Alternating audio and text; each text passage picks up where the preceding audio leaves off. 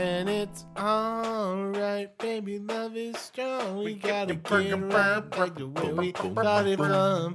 Love is good, love can be strong. We gotta get right back to where we started from. Alright, I don't know. Yeah, it just happened. Yeah, whatever.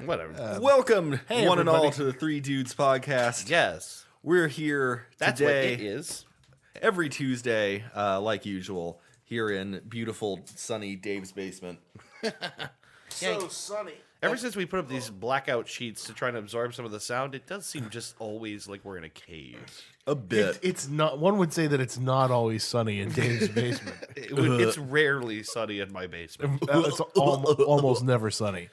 Yes. Yeah. Yes. I'm sorry. I'm really tired. That's all right. Me too. Yeah. And more important, Hashtag me too. and on a related note too, there ain't no sunshine when we're fucked. Doom, doom, doom.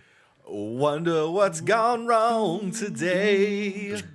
Doom, doom, doom. Ain't no sunshine when we're fucked, and we're always fucked too much every single fucking day. Nice. That was good. That was good. I'm proud of you. I'm proud of you there, buddy. That was a good one. pretty good. Wonder this time why we're fucked. I'll tell you why. Because I learned recently that the United States, for many, many years, at least since the early 70s, late 60s, we have used the metric system as the standard for scientific and construction-based operations and shit like that. All kinds of practical things. We have not standardized it to the general public. The government has not enforced the metric system, and so we're stuck with a dumb, stupid system that doesn't make any fucking sense. Let me tell you the beauty of the metric system. It can't possibly be any easier, right? There's, well, what's a meter? Well, it's 1,000 millimeters. It's 100 centimeters. And 1,000 meters is 1 kilometer. It can't get any fucking simpler than that. Right. Doing things in tens is beautiful. Except no, it does get even simpler. It does get even simpler. It does? I remembered very, very recently that it's all based on water. 1 milliliter of water occupies 1 cubic centimeter of volume. Okay. And if assuming it's like just fresh water that you get out of the river, 1 milliliter, 1 cubic centimeter of water weighs 1 gram. No shit. Yeah, that's where those measurements derive. I'm sorry. I'm gonna stop it. No. I'm trying to make sure that we actually get picked up on here. We're fine. We are fine. We weren't. We were really quiet. Well, okay. What? I'm doing my job. Just let me do my goddamn job. So anyway, like that's the beautiful simplicity of the metric system. Yeah. 1 milliliter of fresh water occupies 1 cubic centimeter of space and weighs 1 gram. What about 1 milliliter of piss? Yeah. How does that work? Presumably a little heavier. I don't know. Does Salt water would definitely be heavier, I would think. Does 1 right? cc of piss weigh more than 1 cc of fresh 20 water? cc's of feces into his knees. I'm sorry. I don't know. I would think salt water would be heavier though because of the, the thick water. Yeah, you like how the water's thick. There's probably a lot of minerals in there. Yeah. Yes. What about semen water? What about jizz? You'd have to ask the Romans about that. I'm sure they did some jizz. I think probably they did some jizz. They did some. Mom, I did some jizz. Towel. I thought I told you to go to bed, Plutarch. Weird. But we're fucked because we're not using this stupid easy system. Yeah. A meter is just shy of 3 feet. Man, see, I'm so stupid because of the stupid fucking imperial system. I don't even know what to compare a kilogram to. Good day, citizen. Sorry, I just had an oblivion flashback. 100 millimeters makes a centimeter. 100 centimeters makes a meter. 1,000 meters makes a kilometer. Meanwhile, you've got 12 inches make a foot. what 5,280 feet make a mile? Yeah. I never remember.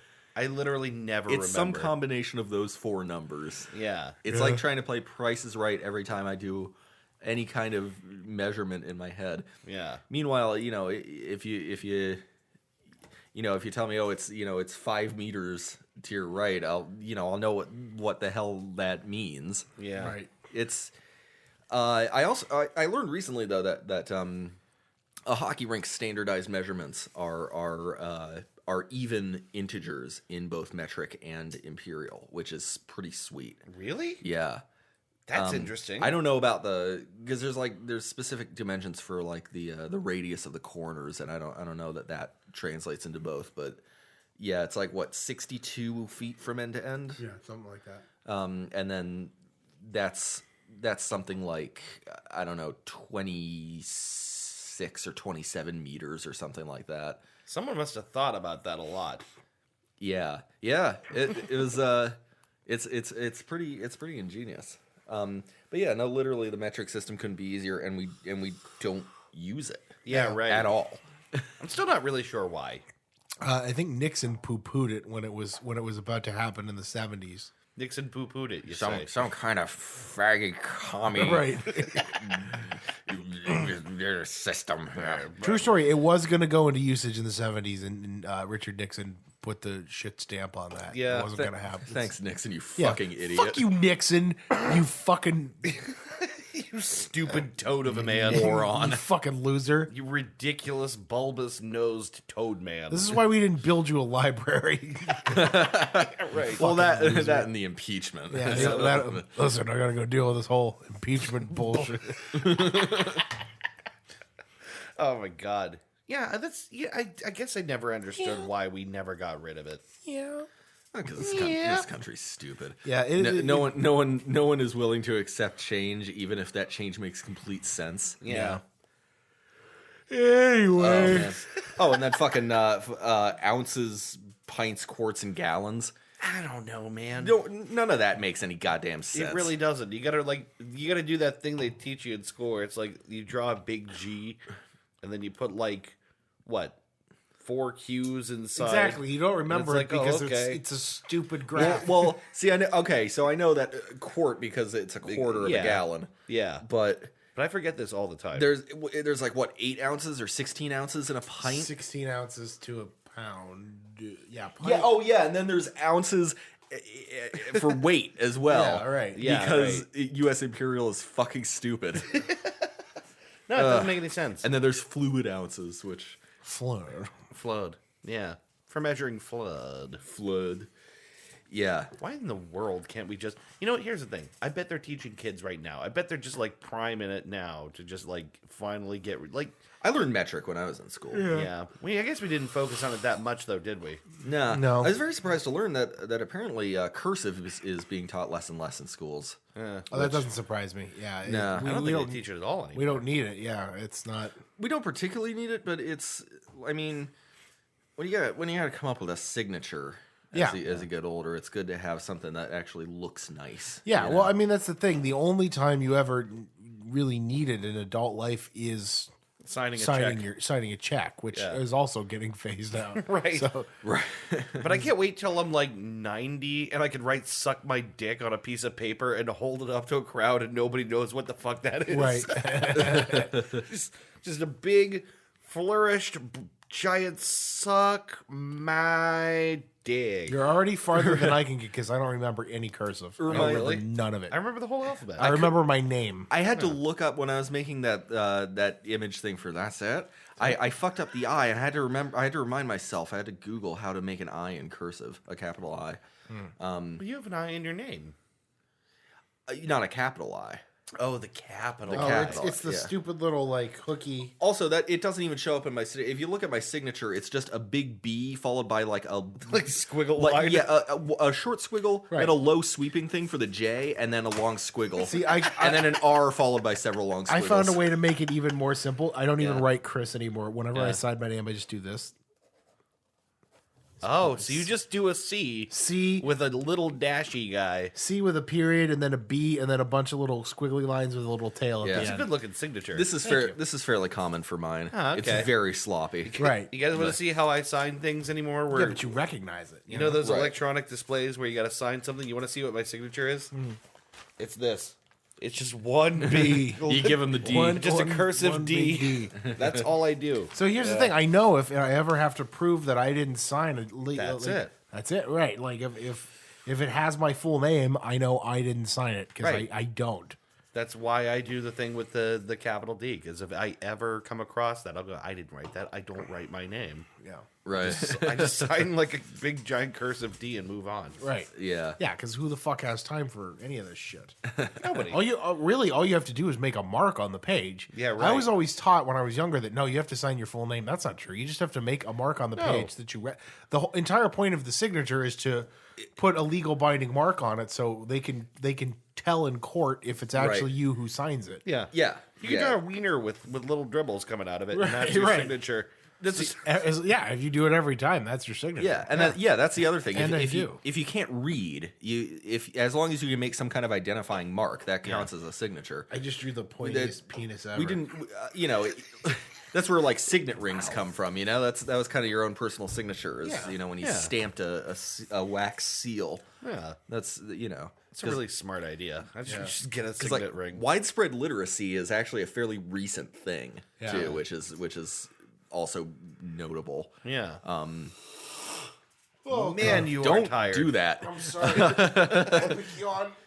I'm so tired. Chris. Why are we fucked? We're fucked because people are fucking entitled douchebags and they think the world revolves around them. That's Yeah. true. Let me explain. That's true, but can we talk about me first? No, I don't care. this is all about me. Oh, okay. So I moved this week, 250 feet away. I have Trisha and I moved in together. So we just got our couch today, but anyway, I digress.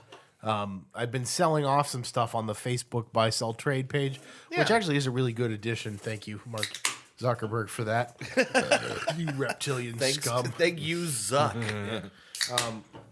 But I've been selling stuff off, and I sold that the little. So here's the fucking kicker. I put that stupid little craft cart that your ex gave me Yes. all those years ago. I sold it on the Facebook buy sell trade page Okay. for 10 or for 10. You know what? It wasn't that. It was the TV. Trisha had this little 22-inch Polaroid TV that weighs about as much as this table. It's a widescreen TV, but it's God. really heavy and old. Really? Yeah, and it's an HD TV. I listed it for 20. She's like, nobody's gonna buy that. I'm like, she was just gonna throw it out. And I'm like, just let me. Sure. I sold it for $25, and I had it up on the listing, and somebody personal messaged me about it, and they were the first ones to personal message me. Mm-hmm. And I'm like, oh yeah, sure, $25, and they're like, oh, do you mind taking it over so we could plug it in and check it out? I tested it, and I'm like, yeah, whatever, I don't care. Then shortly after that, I got that message. I went back on to mark it as sold, and I did, and then I got all these they like it goes in the thread. I got the personal message, and then I got a bunch of people commenting on the thread there that was like, I'm interested in this. Yeah, I'm next interested in line, all But that right, shit. but it's already done. Like somebody already messaged me, and I already marked it as sold. And then the next day, the first. All right, listen, man. the first bitch who commented on it. I got a message from her the next day. She's like, "Is this still available?" And I'm like, "No, I'm sorry, it's not. I sold it." And she's like, "Well." We're on Facebook Messenger. She's like, "Well, I was the first one who commented on that," and I said, "Okay." And she's like, "Well, it just doesn't seem very fair." And I'm thinking, like, bitch, it's like it's my TV. I'll sell it. You know what I mean? Like, who the fuck Who cares? you fucking care? This line that you have constructed only actually exists if I believe in it. She's like, "Well, I just don't think it's really fair." And I'm like, "All right, don't be an assault to this lady." Right. Well, you want me to go buy you a Right, TV? right, yeah, right. And I'm like, I said, I thought I was real diplomatic here because this is normally not what I would do. Right. I was like, well, I'm really sorry you feel that way, but someone actually private messaged me, right after it went up online, and then if you see, it got marked as sold like right after that. Yeah. And then she messaged me back. She's like, I don't know. It just doesn't seem very fair to me. And then I was done being nice. So I just put ... I don't care what you think. And then I blocked her. But it's like, it's the fucking like, lady, like, are you that desperate for this old shitty TV that I'm selling for $25?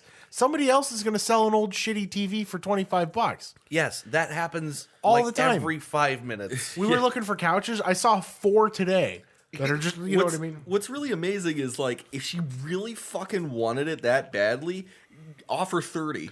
Yeah, there you go. Right. Like, yeah, right. So, you know, Exactly. like Right. you can't just say like oh well, that doesn't seem fair. I really wanted it, and then not just go. How about I give you 30 for it? Yeah, right. Sure. Like don't fucking cheap out. Right. You know, don't If you don't want pay. it that bad, fucking do something about it. Right.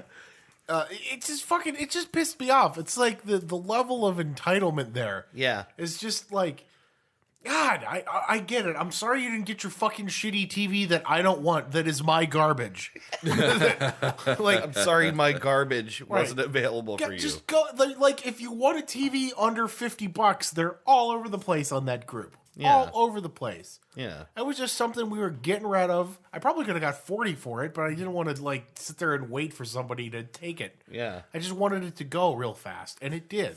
Yeah. So it's like, it's fucking frustrating, man. It's these people who like, it's just like, I don't have to fucking sell it to you. It's mine. Like, it's in my possession. Yeah. Even if you were first in line, I could just go, no. I don't think you're quite right. Yeah, no, I don't think so. Yeah. Yeah. You could look at that and go, I'm only looking for people who are second in line. I could. You could. Why the fuck not?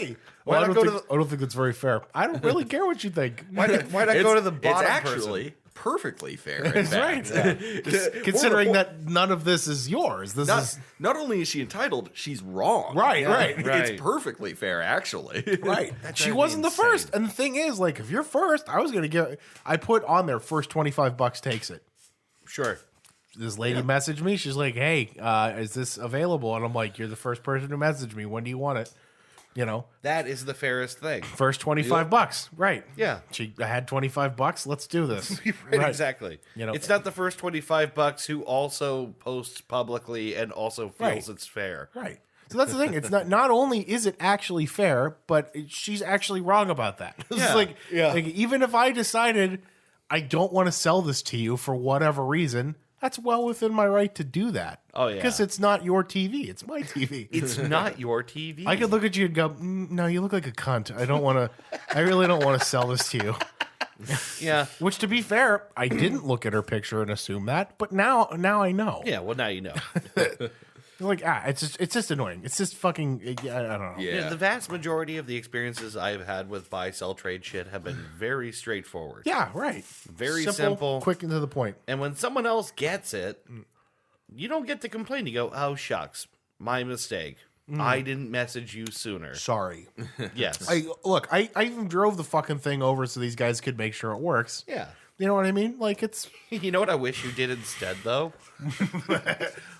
You know what you got to do? you know what you're going to do. You know what I wish you did was if you had told those other people, no, you know what, that's fine. I already have a buyer. And then you got in touch with her and you brought it to her house and you showed her it all worked. Yeah. And then you just take a sledgehammer through the center of it and leave it Yep. in her goddamn driveway. Just a ball peen, just goo. Here you go. Here you go. You can have it for free. Deal's off. I don't want it anymore. This is my garbage. I have altered the deal. Pray I don't alter it further. God, I have another TV on my porch if you want to get in touch with this woman. Just, Oh, really? Yeah, right. Yeah. Really? Seriously? Yes, an outdoor TV that doesn't work. Oh. Just take it to her place Yep. and smash it. Here I have a Sunbright TV that doesn't work. How much will you give me for this? First $25 takes it. Oh, my God. Yep. Anywho, Yeah. Well, I will tell you why I think we are fucked, which is I am escalating. I am now seeing holistically McDouble Watch Oh, was very man. narrow. McDouble Watch was narrow in focus. I believe there are more perpetrators. Double what? Three dudes make double update. Fucking what? Here's the- Updating you on the McDouble. I got someone else on my shit list this week. Uh-oh. And Chris, I already told you about this because it made me so goddamn angry. But let me start by saying this. When I envision a Pizza Hut pizza. Oh God. This is No, not garbage. Pizza Yeah. Hut. When I envision a Pizza Hut pizza, what do you picture the crust looking like? The Just one in the commercial. The platonic form of Pizza Hut. What is it? To you? The one that they show me in every commercial. Yes, it's the one that's about a half an inch to 3/4 inch thick. Yeah. With the gooey, greasy, kind of like crispy bottom. The Right. perfect. The pan crust is the platonic form of Pizza Hut. Standard size crust. That now costs $1 extra at every Pizza Hut. Boo hiss. Boo fucking hiss. $1 extra? Yes, the ordinary What? plain old base offering crust now costs you an extra $1 when you order through the Pizza Hut app. Look it up right now. I encourage you to look it up right That's now. terrible. It's fucking garbage. Now, I believe this to be nationwide, but I'm not sure. I looked this up in Akron. Oh, it better was be. true. Otherwise, it's worse. Yeah, right. Right, yeah. So it was the case with the Pizza Hut that I looked at in Akron, and then when I put in my own address and found the local Pizza Hut here, I pulled it up, and it was the same deal. It was $1 extra for the pan crust, the basic crust, the crust they've been giving us fucking for the base rate for how many years now? So now the only ones you can get without paying extra are the hand tossed, which is basically a thin crust, or the thin crust, which is Yeah. definitely a thin crust. Sure. Listen, you only need 3 kinds of crusts at Pizza Hut. That's right. The traditional, the thin, and the stuffed. Yes. The end. That's all there We is. don't need any of these other crusts. Yeah. I'll take the pretzel crust kind of thing. Like a promotion? Well, I mean, I'd like, take the crust and put the extra kind of things on Yeah, it, sure, whatever. But basically, there's 3 forms of crust. Right. Thin, normal, and just what is in there? Yeah, thin, normal, and what? the normal, normal, and the is oh that shit, cheese? oh shit. Oh, yeah. So I am escalating. I think I need to take this. I think I need to take this whole thing to the That's bullshit. to the top. Pizza really. Hut crust watch. Pizza Hut crust watch. It's a 3 dudes extravaganza. It pisses me off. That's fucking Yeah. annoying. It's infuriating. Do you have confirmation, Ben? Do you have eyes on this crust situation? I don't. Oh, okay. But I believe it. Yeah, That's terrible. I'm gonna verify this at some point here during the show. I'll start now, and I will find out later. But That's infuriating. it's insane. How long now have they been giving us that crust? Listen, I'm willing to pay an extra $2 for stuffed crust. Yeah, I am not willing to pay an extra $1 for normal pizza crust. absolutely fucking not. And I will tell you, I already took this to the top. I already filed. I was so angry when I saw this. I immediately looked for the contact us page because I'm going. I'm gonna give them a piece. You know, of my we're fucking just mind. turning into the previous I generation know, at this point. exactly. Isn't that weird? You can see the transition Right. of like millennials becoming boomers. Right. It's like, well, I remember when this crust was just the only crust and it was fine. Right. Nah, I don't like it. Oh, God. So, at risk of sounding like a really old, very cranky son of a bitch, here it is. I have it in front of me. Original pan pizza, $1 more. Hand tossed and thin and crispy, free or basically included. Original stuffed crust, $2 more. No, why wouldn't you spend the extra $1? Right? Yeah, right, exactly. The thing is, that's the only one I actually want. Right. Once in a blue moon, I want a thin crust pizza, but I know I'm getting almost no pizza Right. when I do You're it. getting spaghetti with no spaghetti. You're getting a Popper's pizza. right. Yeah, I'm getting the Popper's pizza. I'm getting a very poor pizza. You're getting a Ritz with some sauce on it. Yeah, exactly. I'm getting a soda cracker, some sauce, a dollop of cheese, and whatever kind of meats. You're they- basically you're getting a cooked Lunchable. Just a sheet of cardboard with some ketchup on it. They take that Tombstone packet, they squeeze it over the middle of it, and they call it done. Right. And I know. Oh yeah. Oh, like that semi translucent sauce that comes Yeah. with like the Lunchables pizza. Yeah. That's You it's not even tomato You based. you spread it with like that red plastic thing. Yep. Just rub it around. And Yeah. then the cheese. Cheese? Cheese? It's not really cheese. Just the curds of old milk. Yeah, right. Yeah. Just leftover garbage they stuff in a packet for kids. And so And a Crunch Bar. and a Crunch Bar. So Don't yeah, forget that Capri Sun, homie. The expensive ones come with the Capri Sun. the good ones. And They if- used to all come with Right, Capri I know. Let's be Suns. honest here. I say if your mom loves you, she's buying you the one with a Capri Sun. If your mom doesn't love you, she's getting you like I don't know, milk or something gay. I grew up with milk. Man, I like milk. I like milk. Yeah, I so still love milk. Pizza Hut is on my shit list. They have joined McDonald's. I have yet to hear back from a person who read my email. An official source. Yeah, but I did get the confirmation that customer service received my contact. What about Chuck? What you know what? We should talk to Chuck. You What's should that? We talk gotta to reach out to Chuck, Chuck. man. Right. I'm gonna be like, Chuck, what's going on? He's man? our inside man. He is. I made sure to in my contact be like, your staff is great, and the pizza is what I expected. Right. which is just okay. Yeah, but Which like, is for a place that's called Pizza Hut, it's all right. yeah, right. You're not really bringing it. It resembles pizza enough that I have never complained Right. before. To be fair, like Pizza Hut, like I remember my dad telling me that the best moment of their life when they were in California is when Papa John's opened up because it meant that there was semi-real pizza coming into the area. This reminds me, I came across a really interesting Papa John's garlic butter recipe. And apparently it's pretty easy. And that's, by the way, the only good thing at Papa John's, and everyone knows it, is that It's goddamn just the garlic butter. right? That you put that on the pizza and all of a sudden Wait, it's you good just pizza. you just take a clove of garlic and you put it in some butter? No, it's even, I mean, it's like, honestly, it's garlic powder. Yeah, you just It's like partially, it's, first of all, it's not butter. Yeah, It's margarine. margarine, right. Definitely. Marge, of course. The secret turns out to be like the thing that makes it actually taste like Papa John's. Don't use salt. Use MSG. Right. Of course. Of course The it is. flavor enhancer. Yeah. Anyway, MSG So- made from the finest beaver assholes. you know where it all comes from. Right. Yeah. Actually, beaver assholes. Rich. Rich with no.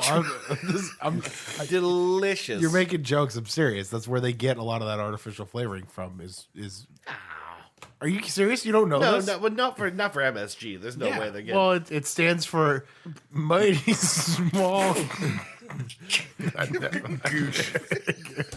On that beaver. my squishy grundle. My sad granddaughter. Mega Slurpee. Metal solid gear. Oh God. No, I know that there's something that comes from beaver assholes Right. actually, but I think you're I think you're thinking of like musk or something. No, it's a food thing. It's a flavor enhancer. I think we got to research this on our. All right, yeah. Well, on the break, we'll take a look here. Yeah, I think we gotta have a look over the break. 'Cause that is Yeah. something else. I'm not joking. And speaking of the break, yes. it's now. Oh, So Hey, yeah, now. good timing. if you're listening to Oh. this podcast, this is the best time to pause it, get up and take a piss. Look at the time. get yourself a beer. Zip your pants up. You know, Get take a shit. Yeah, unzip your pants when you go to the bathroom. Yeah, but do that before you take a shit. Then, Yeah. then zip your pants back up. Look at the Right. time, Dave. It's fuck off o'clock. All right. So we'll be back with another edition of America's favorite game show, Reality or Bullshit. Yeah. Stick around. Da, da, da, da, da, da.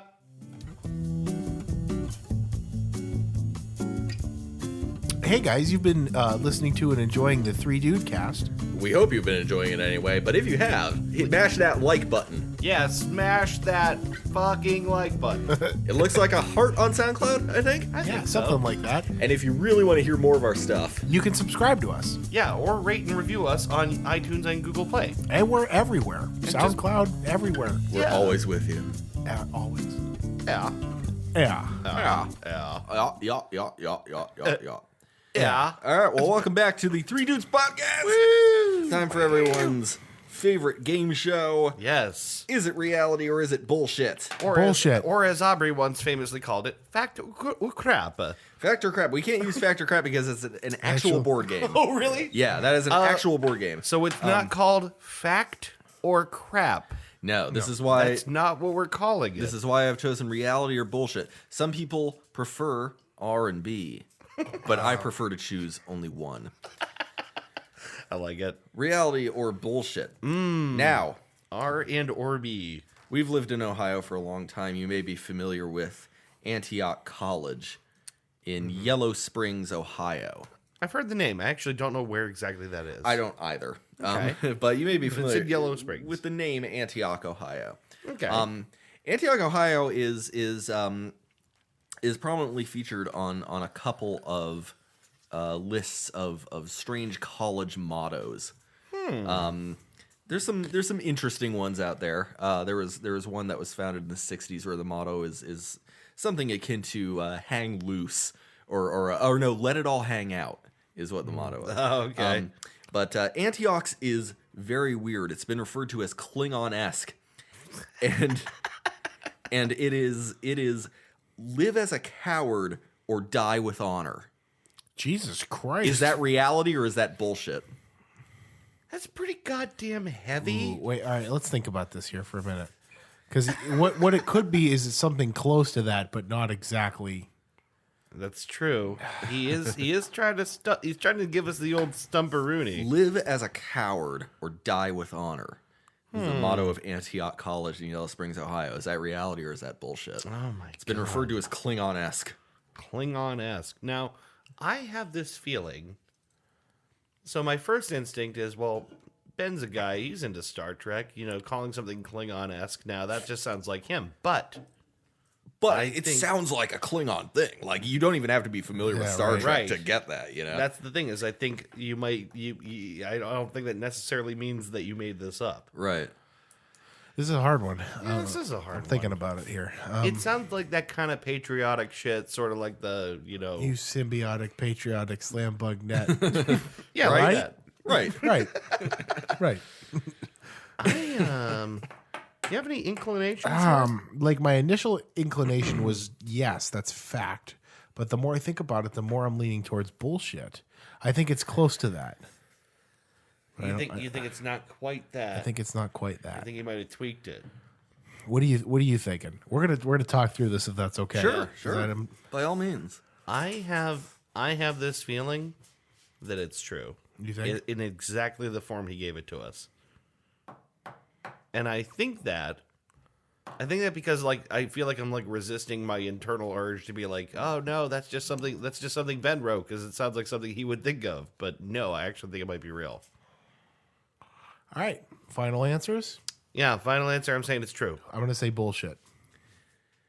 Chris is correct. Oh, It's bullshit. Oh no way! I completely made up Klingon-esque, by the way. Shit. My instinct was good. dead wrong. Now the actual motto is also similarly heavy. The actual motto is "Be ashamed to die until you have won some victory for humanity." Jesus. That's way worse. It is almost worse, right? Be ashamed to die Ashamed. until you have won some victory for humanity. That is from Antioch College founder Horace Mann. My God, is that fucking heavy? It does not. It does not fuck around. It gets right to the point. Oh my God. Ashamed to die. See, I thought what I came up with was worse. It was heavier. You know what? I feel like the shame angle makes it even more like personal. Yeah, it's very personal. Yeah. Yeah. wow.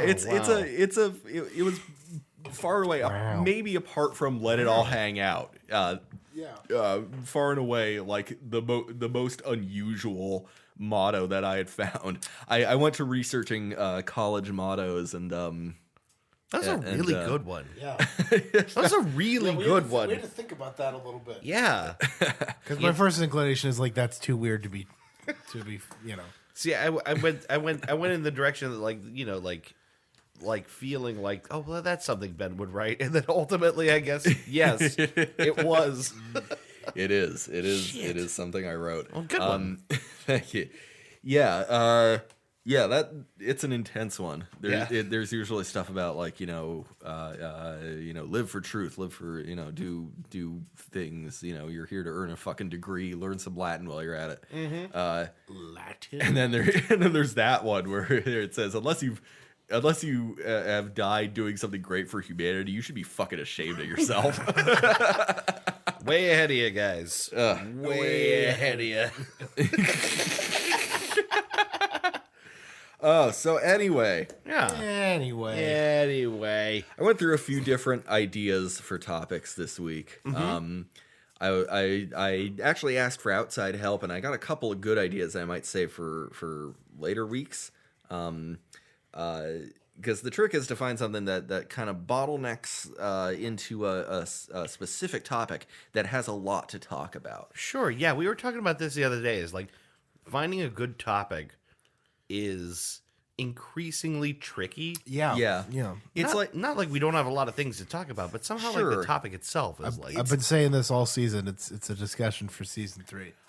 You also kind of have to think about how these conversations are going to go between us and what we're knowledgeable about. Like if I presented a topic about construction, we could talk for sure about, the fucking roads around here are always under construction. Right.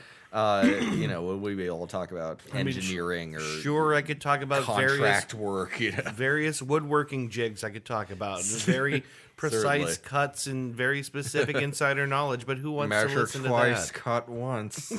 That's the cardinal rule of construction, I always say. But I came up with something I feel we could all talk about, which is people hate them when they notice them, but they're an integral part of every story and every movie. Just the little tropes and the little cliches that pop up. Yes. And I thought of this because I was recently reminded of a compilation video of people in movies and TV shows, and now I can't unhear this phrase since the first time I heard it years and years ago. Is it you don't get it, do you? It's you just don't get it, do you? Yeah. Is it really? That's the number one said thing. You still don't get it, do you? Yeah, right. I have a whole I'm about 5 to minutes on explain that. this for the audience.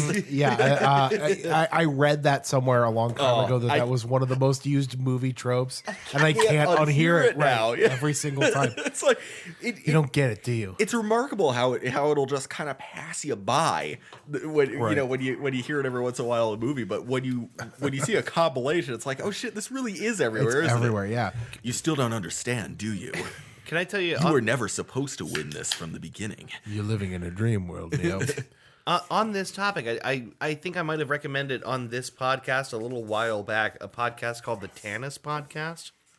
Okay. Do you guys remember me mentioning this? I don't really like tennis, though. Yeah. It's funny because that misunderstanding has been part of that show. But it was called Tannis, and the idea with Tannis, you can't reach the trash. It's just out of reach. Oh, I can't reach the trash to throw my beer. Oh God, my goodness. that was painful. Hold on. The Tannis Podcast was meant to be like it seems like it's a reality podcast, but it's obviously it's scripted, and it's one guy's search for a mysterious source of energy or a place or maybe a person, something mythological called Tannis, right? Yeah. But I listened to probably close to 100 episodes of the show, and I can't listen to any more because constantly, and I don't know if it's just amateur writing or if I'm just like noticing it more now, people are endlessly saying to each other, I don't understand. And then someone else will explain further to them. And or it'll be like very awkward things like dialogue that goes, I don't know, do you? Yeah, I don't know. Do you? Like these really like stupid, robotic shit. yeah, time wasting bullshit. Yeah, or like begging the one-liner, like, what are you gonna do now? I'm gonna take the fight to them. Yeah, right. Yeah, right. Yeah. Yeah, but like we need tropes to a certain degree. Yes, we do. Red Letter Media certainly put it the best when they explained that a good protagonist, especially in a sci-fi or fantasy world, should be there to give the audience an insight into the world they're in. Right, exactly. Wait, I don't understand. What's a recombobulator? Right. Well, it's the Resistance's greatest weapon. Right. Yeah, you need You point it at a target like this. you need a guy there who doesn't know anything. That person is the audience Right. insert. Yeah. Like It's the Neo. Just go watch Red Letter Media. Yeah, or like Marty McFly. Kevin Bacon. the person. What's a little more subtle is if you've got something where the main character is already knowledgeable about shit, but the audience may not be. Someone will be explaining like, we had a covert insertion of a standard size cell into our primary defenses a little bit ago. It's like a mouse slipping in through a crack in the wall. Yeah, some other person standing there to explain things in plain English. Right. Yeah, right. Oh my God, yeah. Yeah. I was gonna say. Well, what are Sorry. sorry, go ahead. No, I was gonna say. What the fuck is his name? The Bill Paxton. I feel like Bill Paxton is always that guy for some reason. Yeah. That's it. We're dead, man. Game over, man. Like regularly. Just the guy, the straight. The man. we gotta get out of here guy. Yeah, right. Yeah. I think that was his whole career, except for Big Love. That's okay. right. Yeah. That was it. That was the we got to get into here, and here is Mormon heaven.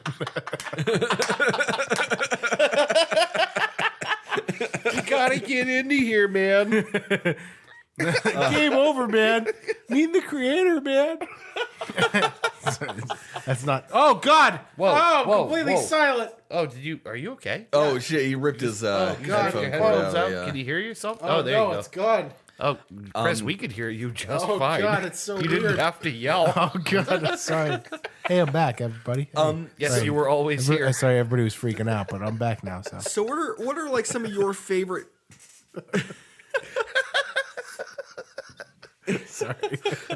Sorry. Yeah. Okay. So what are some of your guys' favorite tropes? Like mine personally, because I've gotten so good at picking it out now, is Chekhov's gun. Yeah. Just because most recently I picked up on this in Black Panther. Without this won't give anything away about Black Panther, obviously, but there's a scene close to the beginning where King T'Chaka is kind of walking around talking to his buds throughout Wakanda, and one of them is a rhinoceros farmer, and he's like, these beasts are growing very strong. They'll be ferocious one day. They show up in Act 3. Yeah. Right. Of course they show up in Act 3, and they got fucking battle armor on, and it's awesome. right, yeah. If you're a person that pays attention to movies and TV enough, Chekhov's gun becomes really obvious. Yeah. And it's a lot of fun to spot too, because Right. the gratification is way later, and it pays off really hard. The Bond movies are wonderful for this, because almost every gadget Q introduces during the Q branch scene, Bond is going to find some way to use it, right. Yeah. inevitably. 007. The pen in GoldenEye. This is Yeah. a class full grenade. Yeah. And of course Yeah. it falls into Boris's hands towards the end of the movie, and he's clicking it Clicking them, furiously. you're right. Yeah. Brilliant. It's great. It's again, tropes are necessary for storytelling. It depends on how they're used. Yeah. And how elegantly they're used. Yeah, I love tropes. In fact, one of my notes to myself for later is I got to spend a little bit more time on TV tropes. Yeah. Because Yeah. I didn't know that website existed until you told me about It's it. a motherfucking rabbit hole, man. Oh, for sure. You'll get lost in there. It's awesome. You'll see something that's got a silly title. It's like, what is this? And then you click on it, and it's like, oh, that's what they call that. Yeah, right, exactly. I think my favorite example of Chekhov's gun, actually, we were talking about Sons of Anarchy earlier because I found out there's going to be a spin-off for Sons of Anarchy, which Yeah. I'm very excited about because I really liked that show. It was in the 6th season. In the season finale, there was, and I can't tell you what it was. Does this involve a hole dug in the desert almost? No, that was earlier. Okay. The one it's how can I explain it? It's a household object that you see very briefly early in the episode that is later used for the most shocking and surprising murder. Does it happen In in the a show. cabin? No, Oh fuck! What am I thinking? I don't know. I don't know. I haven't seen Breaking. This is like 20 Sons of questions over Anarchy, here. So you better No. be careful. Right. No, but it's a very brief glimpse. It's an everyday thing. And it comes back later, and it's used in one of the most realistically brutal murder scenes I've ever seen on TV, and that comes as a very genuine shock when it happens. It's very brutal. Is it a blunt object? Wow. No, it's sharp. It's sharp. It's pointy, but it's not like a knife. It's just Is it a fireplace it's poker? it's like a grill fork. I'll just tell you that. Okay. It's like, but it's just. It's gnarly. Do you remember, okay, Dave, you watched all The Sopranos. Yeah. Do you remember when, spoiler alert if you haven't seen The Sopranos, I guess, I don't... show that ended in 2001. Yeah, you can right. spoil The Sopranos. when Ralphie gets murdered, right? When Tony kills Ralphie. That was one of the most brutal, because it's super realistic. It's just two guys struggling with each other. I think at one point, Tony gets bug spray sprayed in his eyes because they're just in the kitchen fighting with each other. Yeah. And it's this really long, drawn out strangling. You know what I mean? It's way more realistic to what I feel like. Like an actual. It feels like that's what murder looks like more than some kind of, like cool, suave, slick Yeah, thing. you just walk in and point the gun at the dude and just Right. give a nice Most stare. murder is probably gnarly, twitchy, slippy, and ends slowly. I'm thinking of a very particular season-ending scene from Breaking Bad, involving Jesse. Yeah. It was rough to get through. I was watching a few of my favorite moments of Breaking Bad because I'm thinking I want to rewatch that whole series. That show. I will rewatch. I will absolutely rewatch that with you. Okay. Yes. But I was rewatching the part really early on where he, the "this is not meth" scene. And of course, it's fulminated mercury. It shows up at the beginning of the episode. Right. Chekhov's chemical. Right. Yeah. Right. Chekhov's rhinos. Yeah. Right. Chekhov's grill fork. Here's one of my favorite tropes. It happens all the time, even now. It seems like it gets sillier with time, which is, oh no, cell phone's dead. We have no signal. Always when it needs to happen. Right. Or no battery now that 4G is getting more Oh prevalent. no, my battery's dead.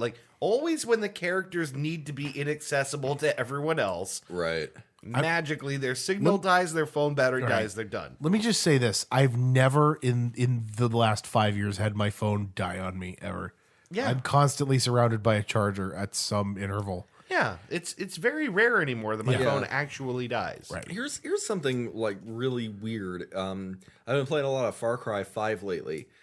I can't think of a single mention of cell phones at any point. They just avoided the trope by eliminating cell phones from this world completely, Which is great. There's no towers. No one says I can't get any calls out of the signal. There's no signal around these fucking mountains or whatever.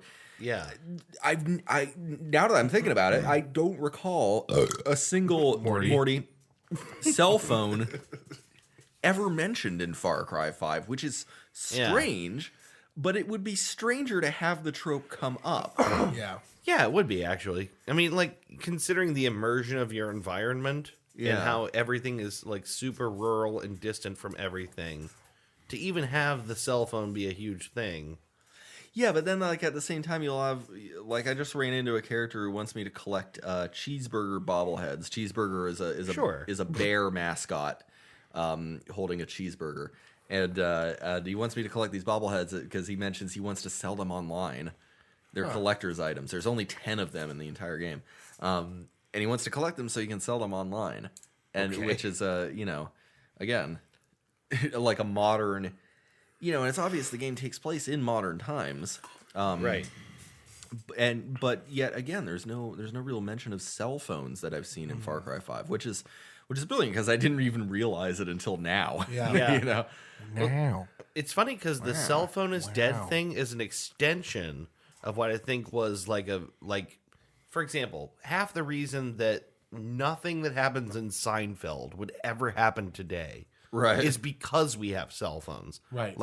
a good quarter of that show involves misunderstandings of people not able to reach people and leaving messages on their answering machines. Right. Oh, God. Right? And then trying to recover tapes from answering machines or things like that. Like, and no one can get a hold of anyone, and they're all, like just out of sync. So that's like a thing that doesn't happen anymore. And so, like, there needed to be, I think, like a way to continue that way of story writing of, now that we're constantly in touch with each other, you still have to have a way of keeping people, like, at times isolated. Yeah. Because, like, the advent of people having cell phones on them all the time is actually a really bad thing for story writing. Right. Yeah. Well, I mean, but there's got to be ways to get around a lot of that. If you're writing like a ghost story, like electronics can be easily fucked with in any number of ways. If you're dealing with terrorists, they might be using jammers. Yeah. Or you just do the sensible thing and set the fucking story in the 70s. Right. Right. It's very popular now to set stories in decades past. Yeah. For the sake of nostalgia for movies from that era. Yeah. Yeah. One thing, I don't know if this is a trope really, but I was talking with someone recently about how I kind of hate how spoilers are now the focus of the movie. Like, you go to see the movie to see what happens at the very, very end.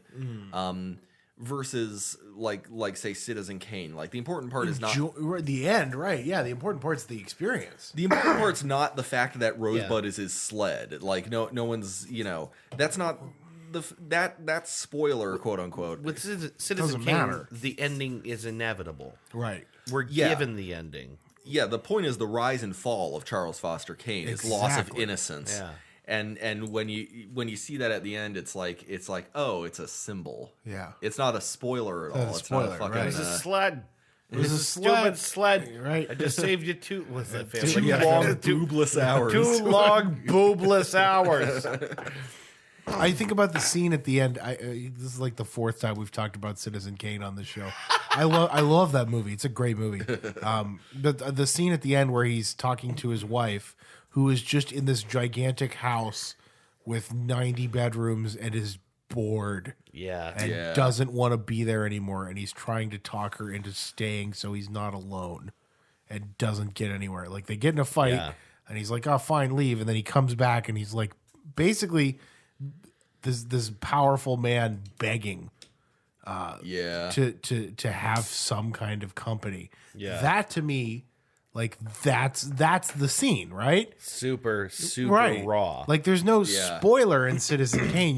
It's a character study. You're watching this man rise and then fall apart. What happens is less important than how it happens. Yeah. Exactly. And what that feels like in the moment. Yeah, it's like people make fun of like Titanic for like, dude, don't spoil the ending. I don't know that the fucking boat sinks at the end of Titanic. Spoiler. The actual big spoiler of course is that the old lady had the heart of the ocean the entire time and then drops it in the ocean. But that's not the fucking point. The point is the journey to get there. Exactly. Exactly. Yeah. And it kind of irritates me now, like, especially with Infinity War, where it's like everyone's being real hush hush about the ending of this movie. I don't know if you guys have had it spoiled for you yet or not. I have not had it spoiled for me, but I'm aware that people were really, really upset because a Bloomberg reporter wrote an article full of spoilers. Oh, yeah. Before the movie's embargo date had passed. Yeah. It's What an asshole. It's Yeah. insane. Let me just say, you had, like, if People you were mad. People were really mad. Oh yeah, you have when it's a new movie, you have 2 weeks. Everybody Sure. needs to give you 2 weeks, and then it's your own fault at that point if you want to see it. It's been 2 weeks, incidentally. It's Right. been more. Sure, which is fine. But like, if you, I won't spoil it for the sake of decency, but I'll tell you that the ending of the movie, it's impactful, but like everything leading up to it is everything you want out of a Marvel movie. Sure. Captain America comes back in this, and he kicks so much ass. He's my favorite Avenger. So much ass with a dramatic lean back. So much ass. ass. Even though I was on Team Tony for Civil War. Team Stark, I was on Team Stark for Civil War. Team Stark. Cap is still my favorite Avenger. Or a terrorist. Who can decide? It's for the same reason that I play paladins in Dungeons and Dragons. Typically, I like the Boy Scouts. You know, I like the fucking lawful good. Yeah. But everything leading up to that ending is exactly what you want out of a Marvel movie and more. I was like just fucking fist pumping in my seat at like every fight scene because it was that good. I keep reading all these headlines that I just scroll right past. Chris Hemsworth is Thor. Chris Hemsworth is he better in this even than? He's like really good. Thor. It was probably the most interesting character in Infinity War to me. Okay. He the most interesting character. He gave me the most feels. Did he rustle your jimmies? He rustled my jimmies a little bit. There's no need to be upset. He lightly jostled my jimmies. There is no need to be upset. Also, minor spoiler, Peter Dinklage is in this movie. Whoa. Dinklage, Peter Dinklage, Yeah, Peter Dinklage, Peter Dinklage. Dinklage, Peter Dinklage, Peter Dinklage, Peter Dinklage, Peter Dinklage, Peter Dinklage, Peter Dinklage, Peter Dinklage, Peter Dinklage, Peter Dinklage, Peter Dinklage, Peter Dinklage. Dinklage, Peter Dinklage. What if the next 30 minutes of this episode were just that? Well, thanks for tuning in. Yeah, so we'll be back next week with more Dinklage. I want to talk about there's some unexpected Dinklage in Surprise Dinklage. some surprise there's a dog. surprise Dinklage in Infinity War Part 1. Some surprise dunk. You know, some little Pete Dog. You There's know, a bit of dinkle dunk. that's that old the Donkmeister shows up. Donkmeister Flex. Donkorama. Maximum overdink.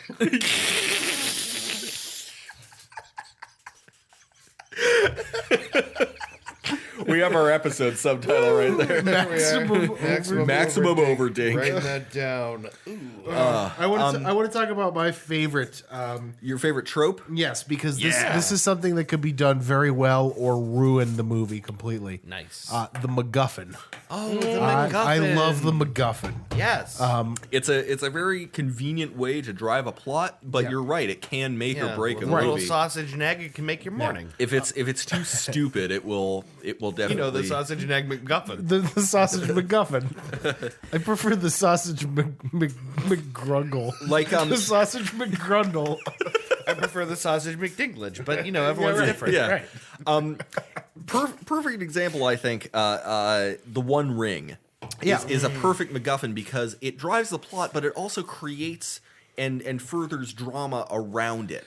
The entire thing is not just constantly about the fucking ring. It's also about, Saruman betraying Gandalf. Right. Spoiler alert. It's also about, Gandalf getting killed. Spoiler alert.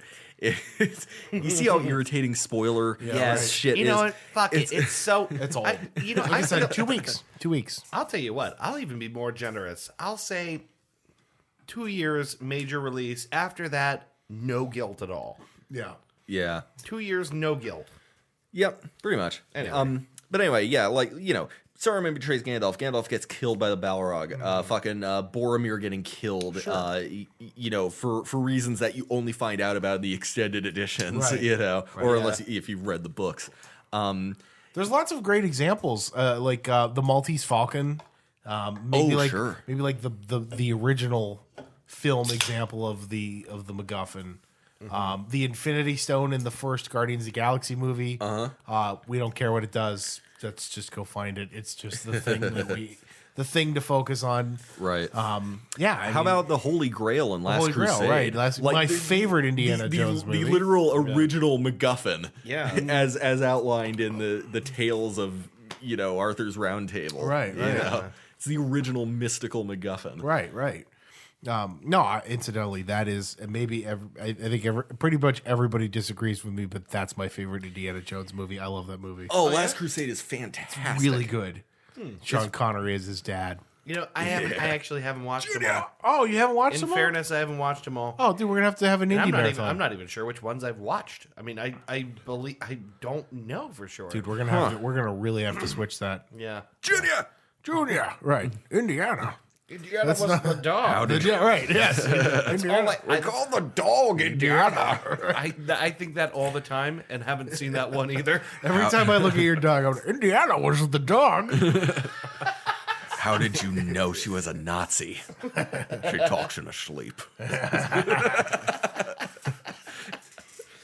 Man. Yeah. Oh God, Last Crusade is fucking fantastic. Yeah, really good, man. And it's a plot that's driven by a MacGuffin. Sure. And kind of bolstered by abandonment issues, Right. Which are always fun.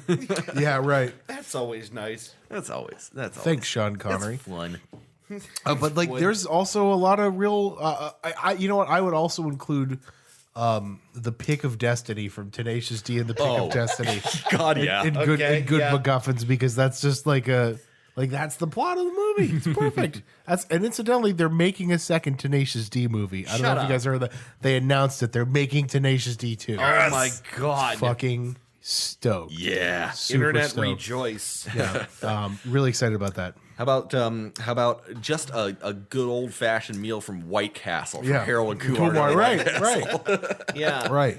Yeah, a MacGuffin can be anything. Right. Yeah. Well, incidentally, for people who might not understand the Yeah, terminology, let's actually walk it back. Sure. I think we kind of covered it, but Chekhov's gun is like the gun that shows up in Act 1 will be used in Act 3. You see it on the mantle, someone's going to die by Someone it. is going to fire that gun in Act Yeah. 3. Right. Interestingly enough, that was quite literally portrayed in Shaun of the Dead. There is a gun above the bar in Act 1, and it is fired many times in Act 3. Right. Yes. Kill the queen, huh? No, the jukebox. The cell phone is dead one speaks for itself. Right. But let's talk about the MacGuffin. The MacGuffin is, if you guys don't know, the MacGuffin is just. It could be a mystical item. It could be. Could be an ordinary Could item. be an ordinary item. It's basically this thing that only exists to drive the plot forward. Yeah. It doesn't necessarily matter why it came to be or how it came to be. Yeah. What matters is the story around it. It could prove meaningless by the end of the movie. Exactly. The Maltese Falcon is a perfect example of that if you've ever seen that. Mad World. Yeah, right. Oh, right. The money at the end. Yeah. Right. I watched Rat Race in the theaters when that came out, So did I. which was basically a remake, It's a remake, of It's a Mad World. Right. And later I watched Mad World. Yeah. I kind of feel like they did it better. I feel like they Yeah. did. Oh, I feel like yeah. that movie Sure. is Absolutely. significantly better than its remake. It was really great. Absolutely. It featured, I think, Sid Caesar constantly going, it just sailed right out there. Yeah. Sid Caesar is fucking hilarious. Was it Sid Caesar who said that? I can't remember. It was the line of it just sailed right out there. It's important to note too. A person can also be a MacGuffin. Yeah. In Some Like It Hot, Marilyn Monroe is the MacGuffin. Right. Any movie where there is a prominent hostage, the hostage is the MacGuffin. Sure. Some Like It Hot has the single best ending line in any movie I have ever seen. I'll refresh my memory. The end of the movie, after basically Jack Lemmon, is like in a boat with this tycoon guy who's fallen in love with him, doesn't realize he's a man, Yeah. and they're sailing off into the ocean, and like this guy doesn't realize what he's in for, and Jack Lemmon he rips off his wig and he goes, basically they're sending off for their honeymoon. God damn it! I'm a man. He takes his wig off and he shows them he's a man. And the guy says to him, "Well, nobody's perfect." That's right. Wow. Of all, I just love that so much because it's so simple. It's so vaudeville. It's just like Yeah, it is. perfect. No. Yeah. No. Let's think of some shitty examples of MacGuffins. Because there are far more shitty MacGuffins than there are good MacGuffins. Shitty MacGuffins. Shitty MacGuffins. Shitty MacGuffins. Three dudes, shitty MacGuffins corner. Attorney at law. Hi. I'm Shitty MacGuffins. I'm the worst lawyer ever. Shitty MacGuffins. Have you ever been hurt in an automobile accident? Don't call me. I'm terrible. Do you have mesothelioma? Your fucking problem. Yeah, man. 'Cause I'm bad at That's law. gotta suck. Is that some kind of skin thing? Whatever. Anyway, just here to remind you, don't hire me because I'm real bad at my job. Call Shitty MacGuffins today if you want nothing to get done. Here's how is this for a shitty MacGuffin? The jewel encrusted golden skull from 50-cent bulletproof chew Blood in the Sand. There you go. I didn't see that. Great game, incidentally. It's a video game, yeah. The sequel to 50 Cent's Bulletproof. Yeah. 50 Cent Blood in the Sand follows the tragedy of American rapper 50 Cent touring the Middle East and receiving payment in the form of a jewel encrusted gold skull, which is then stolen by terrorists, leading to his now infamous catchphrase, "Bitch took my skull." I think we watched the opening of this game like a month ago or something. Yeah. Let me give you a little unbelievable. let me give you some trivia about this game. So the first 50 Cent game, somebody just came to him and said, "Can we use your likeness to, make this game?" And he's like, "Yeah, sure." It was like a quick payday. Yeah. And the game wasn't good. It wasn't horrible. No, but it Just wasn't didn't perform But like it you wasn't. thought It wasn't. it should. It wasn't good. Like the game was. It was like a solid 5.5 out of 10. Right. Yeah. Okay. Not horrible. Not great either. Not worth $60. Right. Because it got such bad reviews, and because 50 Cent is the guy that he is. a gamer, anyways, a gamer, he agreed to. It still performed commercially well because it's fitty, but he agreed to a sequel, but only if he could be directly involved with its development. And the result was a game that pretty much universally got 9 out of 10 across the board. Yeah, really good. Blood in the Sand is really actually good. really It's really good. Yeah, it's a lot of fun. But The controls are tight. Its story is hilariously bad. Yes. Yeah. You gotta love that. It's literally just he fights his way through Al Qaeda to get his motherfucking skull. They don't Right. say Al Qaeda in the game, but It's Al Qaeda. But it feels like it's bad in the right way. Yeah. Right? Like it's like deliberate, Sure. like self-aware maybe in a way. Is it that kind of thing where it's like, yeah, we know, we're whatever, we're doing a I would say so. What Yeah. wasn't there some kind of MacGuffin in Plan 9 from Outer Space? It was like some mystical Something or other. Yeah. science or crystal or some shit that All messed up with bad science. you know what Got that bad science. You gotta find that good science briefcase. You know what I think is just supremely stupid. DC had in the 90s an answer to Thanos. Dane Cook. Thanos has been a character. Dane, American comic Dane Cook had an answer. DC. Well, he's a bad guy, so he's Dane Crook. Dad. So he The pun master returns. Dad. So, Come on, Dad. Thanos had been a character for a long time, and DC had their answer, which was Darkseid, which is, another big, bulky, pruny-faced space emperor. DC has the worst characters. Yeah, Who was... they really do. So not good. So DC doesn't have like Infinity Stones or anything. But what they do have for Darkseid to strive for, to search for, is, and I shit you not, this is an actual thing, the anti-life equation. It is an equation. It is a mathematical proof that has existed since the beginning of time that for anyone who is exposed to it, it makes life completely meaningless and pointless. And Would you say that's kind of gay? I would say that's extremely gay. In fact, sounds a little, isn't this? I have a question. Isn't this gay? it's Yes. I would say the anti-life equation is one of the stupidest fucking MacGuffins of anything I've ever heard of. It's the name. very It stupid. starts with the name.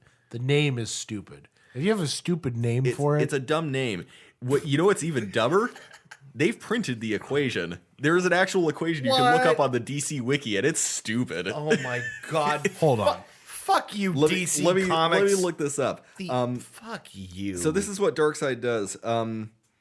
I hate that so much. The anti-life equation is a formula for total control over the minds of sentient beings that is sought by Darkseid, who for this reason sends his forces to Earth as he believes part of the equation exists in the human subconscious.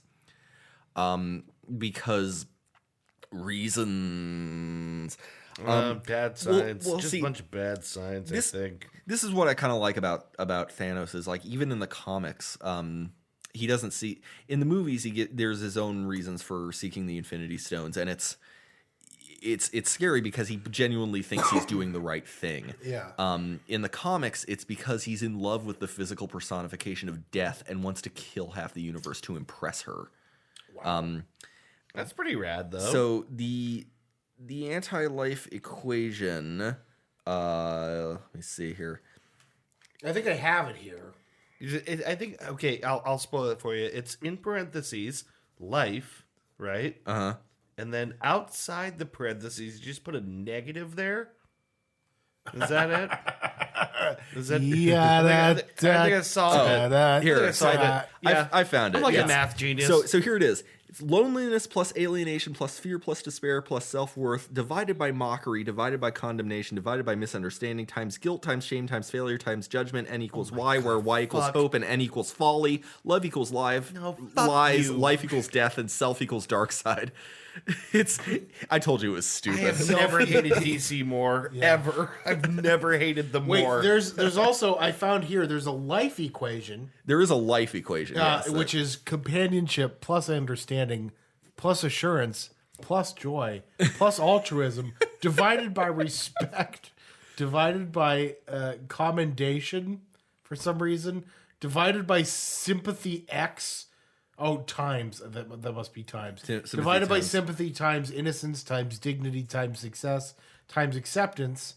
Y equals N, where Y equals despair and N equals caution. Love equals truth. Death equals rebirth. And self equals light side.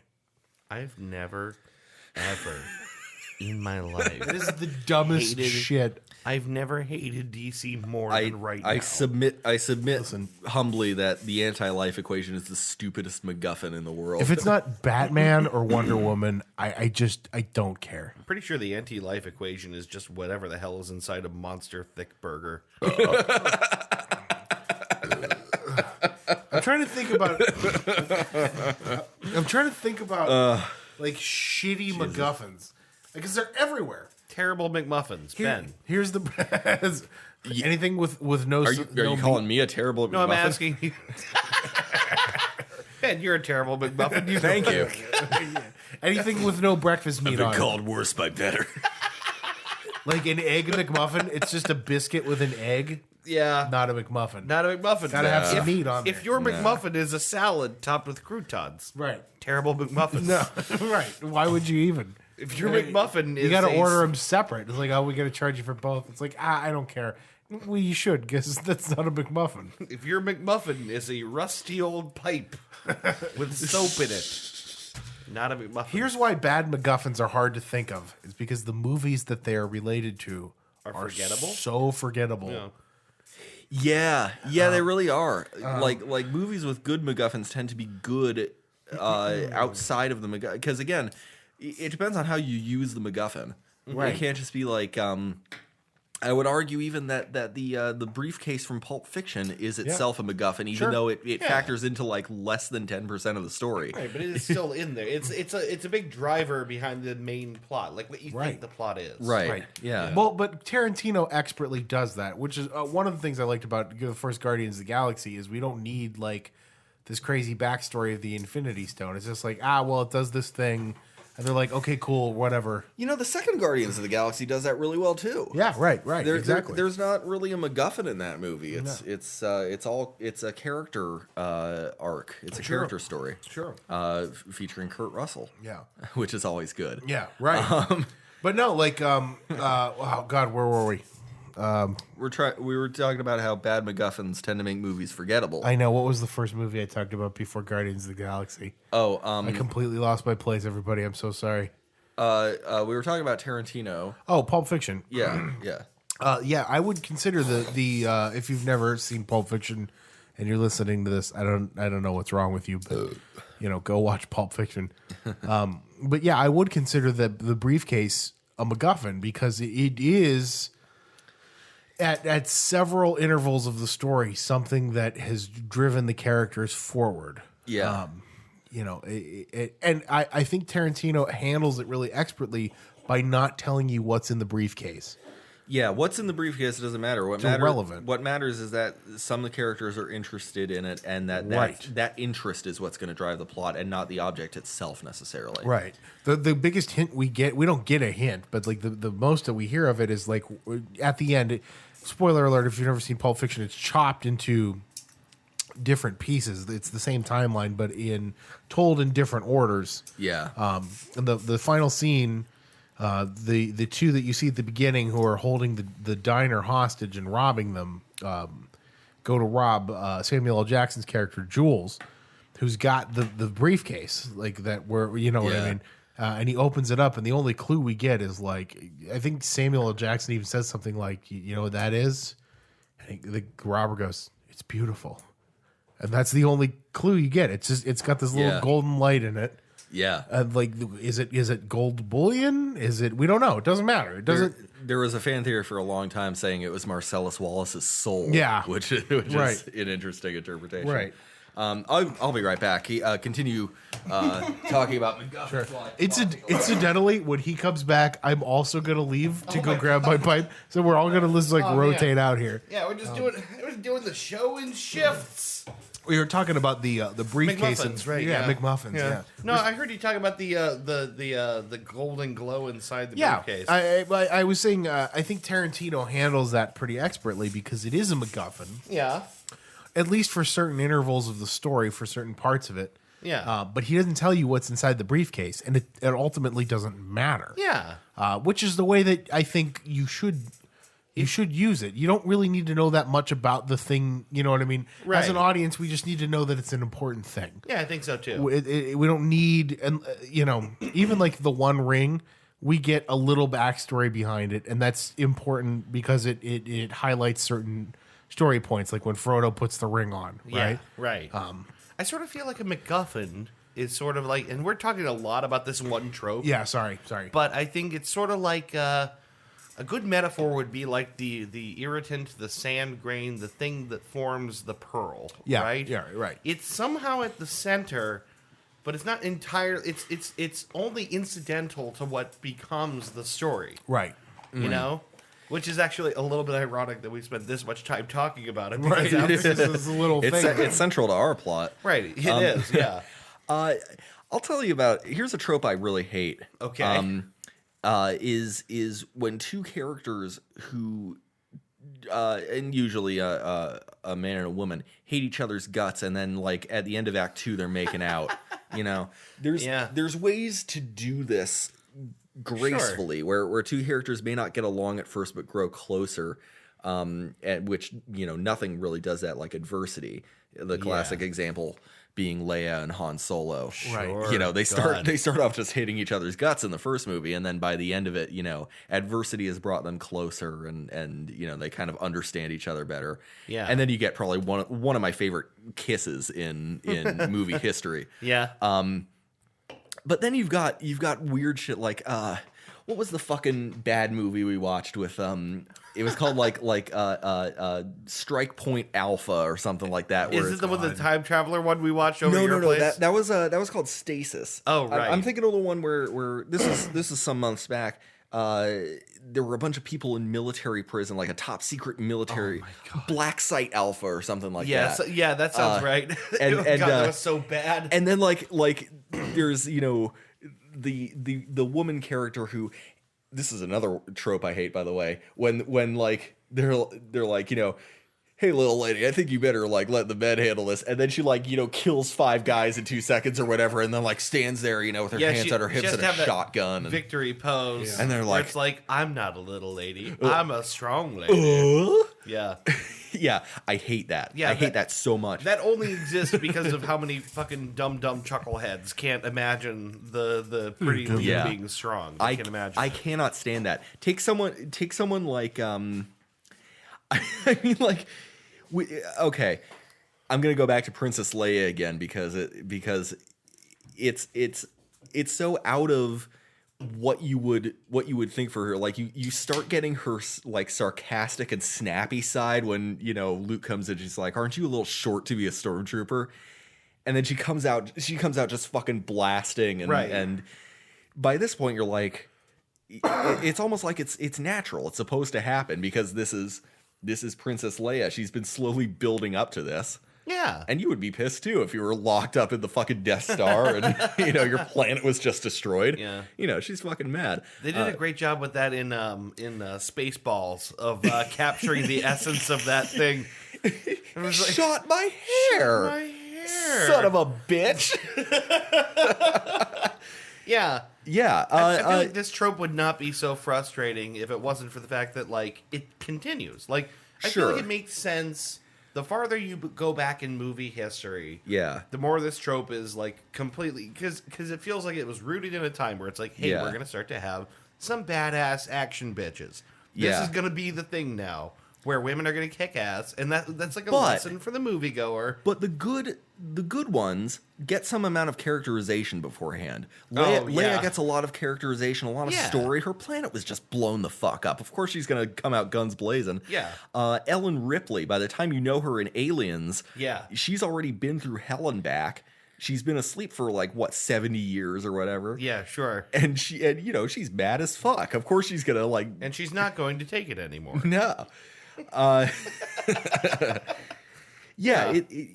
If you present it as just here's a woman, but did you also know she could shoot a gun? I can't stand that. You might be thinking to yourself, this woman, what can she do? Well, we're about to find out. She can shoot a gun. She can do sexy gymnastics to twist this guy's head off. Look out, guys. Yeah. But later on in that movie, with absolutely no way to connect these characters whatsoever, the protagonist and this woman end up just fucking making out in a hallway for no reason whatsoever. And I cannot stand that at all. I gotta tell you, and I don't know who wrote this movie. I don't know who directed this movie. I know Kevin Smith was in it. That's actually all I know. Oh. There was a movie called Catch and Release that Christy and I watched on Netflix. I was trying to, because I know you had this example it lined featured up. The most irritating version of this, they hate each other, but then they like each other, kind of. It was so bad. You ever want to torture yourself for an hour? Watch the first half of Catch and Release. Seriously, it's fucking terrible. The Jack and Jill trope, is that what we're talking about? Well, here? it's basically this, these two hate each other and they can't get along, but they also can't stop wanting to fuck each other. Oh, yeah. Yeah, two characters that just despise and loathe each other, just all of a sudden making out in a dark hallway. Yeah, Vince Vaughn and Jennifer Aniston in that movie about them getting divorced. Well, I don't know what that was. Exactly. Yeah. No, it's fine when it makes sense. I don't know what movie you're talking about. It's fine when it makes sense. You don't. I don't either. I don't know what it's called, but I just know that that's the thing. Yeah. It just, I don't know. It drives me fucking bonkers. It's fine when it works. Viggo Mortensen starred in a film adaptation of a pretty good short graphic novella, if you will, called A History of Violence. Okay. In which, spoiler alert, his family doesn't know that he is an ex-mob hitman type guy, and when they start coming to call, they find him, and it's only halfway through that you find out what they're saying is true. I used to do this shit, and there's a scene in the movie where So it's Corky Romano, basically. Oh. Yes. Corky Romano. The greatest Chris movie. Kattan classic. Christ. Corky Romano. There is one really funny scene in that movie where he's... Never mind. Okay. Spoiler alert. So there's a Corky Romano. Spoilers. Don't want to spoil Corky Romano for you guys. Forever laid back to Comedy Central syndication. So there's maybe even in the secret stash. Oh yeah. So there's a scene in that movie where his wife is fucking, it's been a day or two and his wife is freaking out as any wife would to know that, her husband used to fucking kill a bunch of people for a living and she never knew about this. And they get into an actual fucking fist fight on the stairs and it ends with them fucking on the stairs. Which I guess I can kind of it didn't transition well enough for me. There's probably plenty of people out there for whom that is super normal. Yeah, sure. They're not. They're not Midwesterners, probably. Let me tell you. Maybe I just don't get it because I've never been in that situation. No, I've been in a lot of arguments with a lot of women, and it's never ended with fists flying. Yeah, right. Or definitely never ended after that with some good fucking stare fucking. Never. My arguments with women have usually historically ended in me just saying fuck it and playing Counter-Strike. Right. Yeah, my arguments with women have ended in okay, well I have to leave now, obviously. Clearly I can't stay here. But yeah, that trope, there's a lot of tropes involving women that now that I see them they bug me. Yeah. There's one I was clued into not too long ago called fridging, where fridging, and it usually but not always, it can happen to a father figure, Uncle Ben, when a dead person is used as the character's primary motivation, and it's usually a dead wife or a dead mother, but sometimes it'll be Michael Scarn's wife in Threat Level Midnight. Right. That wife has been fridged.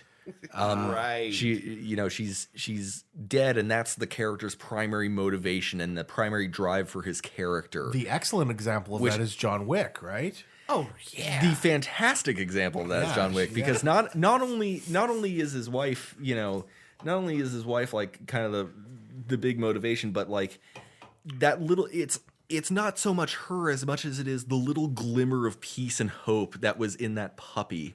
Right. And then that got taken from him. Right. And that little glimmer of hope was the last fucking straw. Right. Yeah. That movie features one of my favorite single word lines of all time. When the mob boss calls the mechanic, he's like, "I hear you struck my son. May I ask why?" Yeah. And he says, "Well, sir, he stole John Wick's car and killed his dog." And he turns around to face the camera and goes, "Oh." Yeah, and then that's fine. And then proceeds to kick the shit out of Theon Greyjoy. Oh, yeah. For a glorious display of brutality. Just that perfect, the declension, just everything about that line, the 1,000-yard stare. Oh. He's not wrong. Right. You don't do that to John Wick, as we find out. Yes. As long as Pulp Fiction is still fresh in our memory, that also has one of my favorite one-word lines. Which is when Marcellus Wallace is crossing the street, he turns to Bruce Willis and goes, "Motherfucker!" Right. There are so many insanely quotable lines. Some of my favorite lines in Pulp Fiction are the ones that you don't hear quoted all the time. Jules, if you give that fucking Nimrod $1,000, I'm gonna blow his head off right here. Oh God, I'm sorry. I'm gonna gush about Pulp Fiction here. Where they're searching for the needle the adrenaline to stab into Uma Thurman to wake her up. And Yeah. I need. All right. What I need is a big fat black magic marker. And then he looks back at them like they're supposed to get it. He goes, a fucking, you have it? A black magic marker, a fucking fountain pen. Well, why don't you keep the instructions with the needle? I don't know. Stop asking me. God, I almost feel I feel for $11 goddamn dollars, about to be a real fucking good milkshake. right, yeah. God damn, it's a pretty fucking good milkshake. Honestly, I feel the need to look up tropes because I'm drawing a blank. I thought of a good one here. All right. Yeah. The person. More tropes. I'm gonna give you two really good examples here. The person who, through the entire plot of the movie, or book or TV show, is bad and then turns out at the end to be good. TV Tropes calls this, and I believe this is a wrestling term, a heel face turn. Yeah, the heel face. Yeah, it is exactly a wrestling term. Good examples. This one is in a literary piece and in a movie. Boo Radley in To Kill a Mockingbird. Well, he was never bad. He was just misunderstood. Sure, right? Sure. Yeah, but basically, from the eyes, you're being told that story from the eyes of Scout. The audience basically. thinks he's bad. To her, even if he wasn't. To her, he's bad. Yeah. So to us, he's bad. At least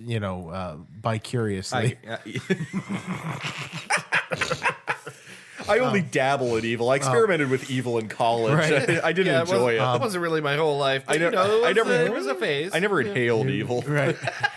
Another good example is the old woman in. This is going to sound really stupid. In a Home Alone 2. No, that's all right. Right? I never saw Home Alone 2. Yeah. So there's this old woman who basically Kevin's afraid of through the entire thing because she's like, oh my God, there's a witch who lives there. It's this old woman. No, she's just a really nice old lady who ends up saving his life at the end of the movie. She feeds the pigeons. Oh, and I love stuff like that. Remember the bird guy, the pigeon man from Hey Arnold? Yeah, of course I do. Everyone thinks he's like a freak, and then of course Arnold being the perfect person to grow up in a city like that. He befriends the man, and Yeah. oh, that episode fucking makes me cry every time I think about it. That's, Oh, I feel like there was some other where it's like Beauty and the Beast is probably the quintessential example. Yeah. The Beast is he's always been good at heart. He's learned to be good at heart through magical torture and threat of becoming inanimate. Yeah. But there. Oh, Morty. Morty. My goodness, Morty. Morty, you got to lay off the sauce. Yeah. You're too young to be drinking, Morty. I started looking for some tropes, and I couldn't find any that really resonated. But I just remembered one. Oh, Or I don't even know if this counts as a trope. Okay. It might be more of like a TV production technique. It's a reality TV thing. it could still count. It's a thing that drives me nuts, and it popped up earlier because we were watching some YouTube, Morty. We were watching a clip of from interdimensional YouTube, Morty. definitely, without a doubt, hands down, one of my favorite programs of my life is Gordon Ramsay's Kitchen Nightmares. Yeah, without a doubt. What showed up? So here's something. It's something that popped up. We didn't talk about it, but it was definitely in the clip we watched. The clip is like Gordon is being served a piece of steak, a filet mignon, as it would happen, inside like a roof shingle, like a rounded clay ones. Mexican clay Yeah, of roof shingle. And the shingle of a Mavila. yeah, and now it looks perfectly delicious. If you were, I don't know. Tell me if I'm wrong, but looking at the shot of the steak with butter drizzling over it, I'd eat it.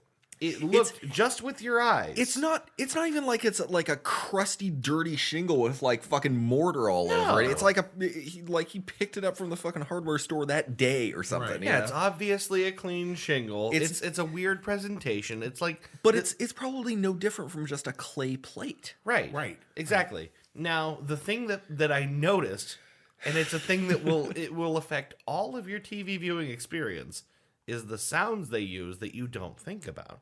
So they cut to a close-up shot of the filet mignon, and the chef is drizzling butter with garlic over it. And then an entire brass section going, whoa. Yeah, you hear like a kind of like screechy noise, and then you hear like a Yeah, right. because they're like dumping garlic butter over it. They add like a squirty noise. They shrieky violin it, and they make it look like, oh no, because your brain goes, wait, that's bad. Those are bad sounds. Right. Right, But your eyes say, fucking cover me in that steak. Right. I noticed, this is why I feel like I'm such a fucking snooty TV snob. Because I notice that shit all the time. And yeah, I me too. automatically turn it off when I see that.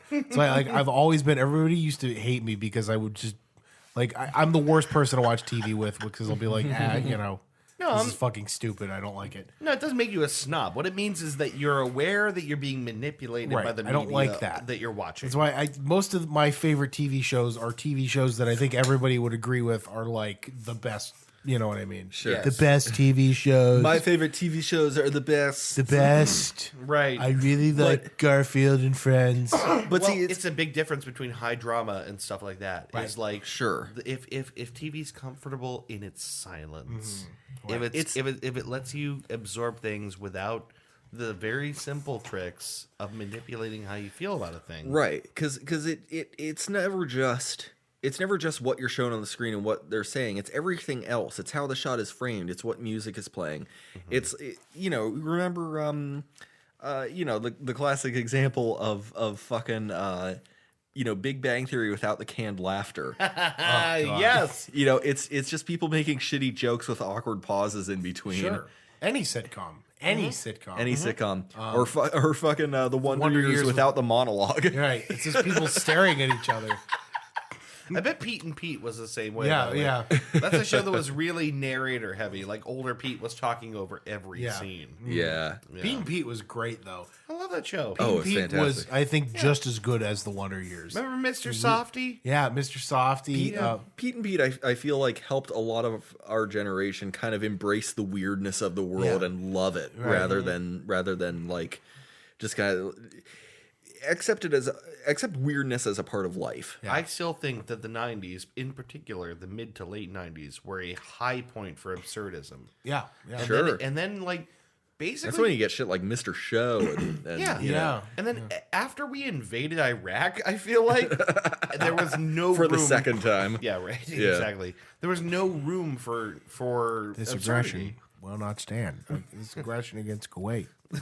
This aggression did not stand. Right. No. Yeah. In fact, it fell twice. On September 11th, 2001. Oh, God. I can't believe I forgot about that. No. Oh, God, I forgot about the Alamo. Yeah, Fuck. God damn it. No. Never forget about the Alamo. No. Oh, God. Never. Oh, fuck, I forgot to set my clocks back for daylight savings. You never forget to set back the clock. Oh, shit. I forgot about September. No, never forget. It's No. one of the 12. There's only 12 of them. Do you remember the 21st night of September? No, I fucking forgot. I the clock. forgot about when we used to talk. We were so young and innocent then.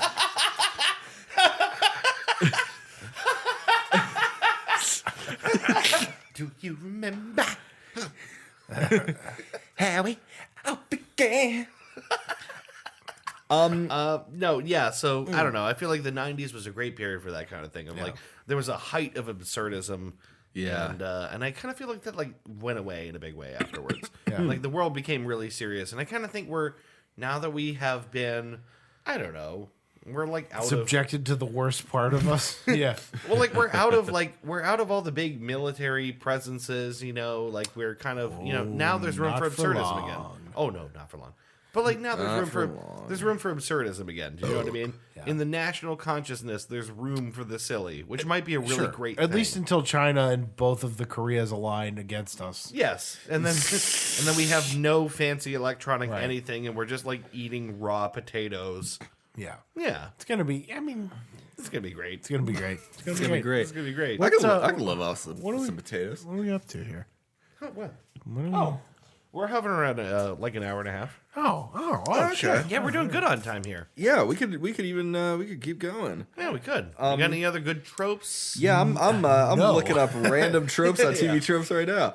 By the way, this is a great topic that I wish I had a little bit of research time on because I feel like there's a lot of good tropes. So, okay, I thought of one while I was taking a leak there. oh, okay. How about funerals always happening in the rain? Yeah, right. Yeah, just Yeah, make like, the as funeral sad is as always sadder in the possible. rain. Yeah, right. Yeah. So my favorite, I would say my favorite TV show. Is it 6 feet under? It's 6 Feet Under. Yeah, it completely destroys all that. Oh, of course, the icon that looks like a die is the random button. Fucking Idiot. But yeah, 6 Feet Under completely. That's one you basically never see a funeral in the rain No, yeah. because the highlight is the family around that environment. I feel like the point of that show is that death happens as it happens. It's never Whether you convenient. like it or not. Right. It's Yeah. never. In fact, as far as an anti-death trope show goes, like that show shows that death is ordinary, common. Right. It's not preceded by any things that you expect to trigger, that event. It's just death happens randomly. And it's quite often sterilized Yeah, to make it easier, make acceptance easier later. Yeah, you mean like on television in general, or like Just in general in life. Right, like we cleaned it Sure. up. We clean it yeah. up. It's cleaned up. Because Yeah. people want a neat narrative funeral. There's a great there's a part in that show really early on where Nate Jr. is talking about when he was backpacking and he went through Italy, and he's like, we're on this tour boat and we see this family in Italy who's they're on this little rickety boat, and they're sailing this casket to the family on the shoreline to get carried up to get buried. And when the boat hits the ground, they're like banging on the casket. You know what I mean? It's like, that is so un-American. Like that is, it's so completely different from what we do here. It's like this. It's It's like you would never punch a casket. right. Never. No, it's this clean.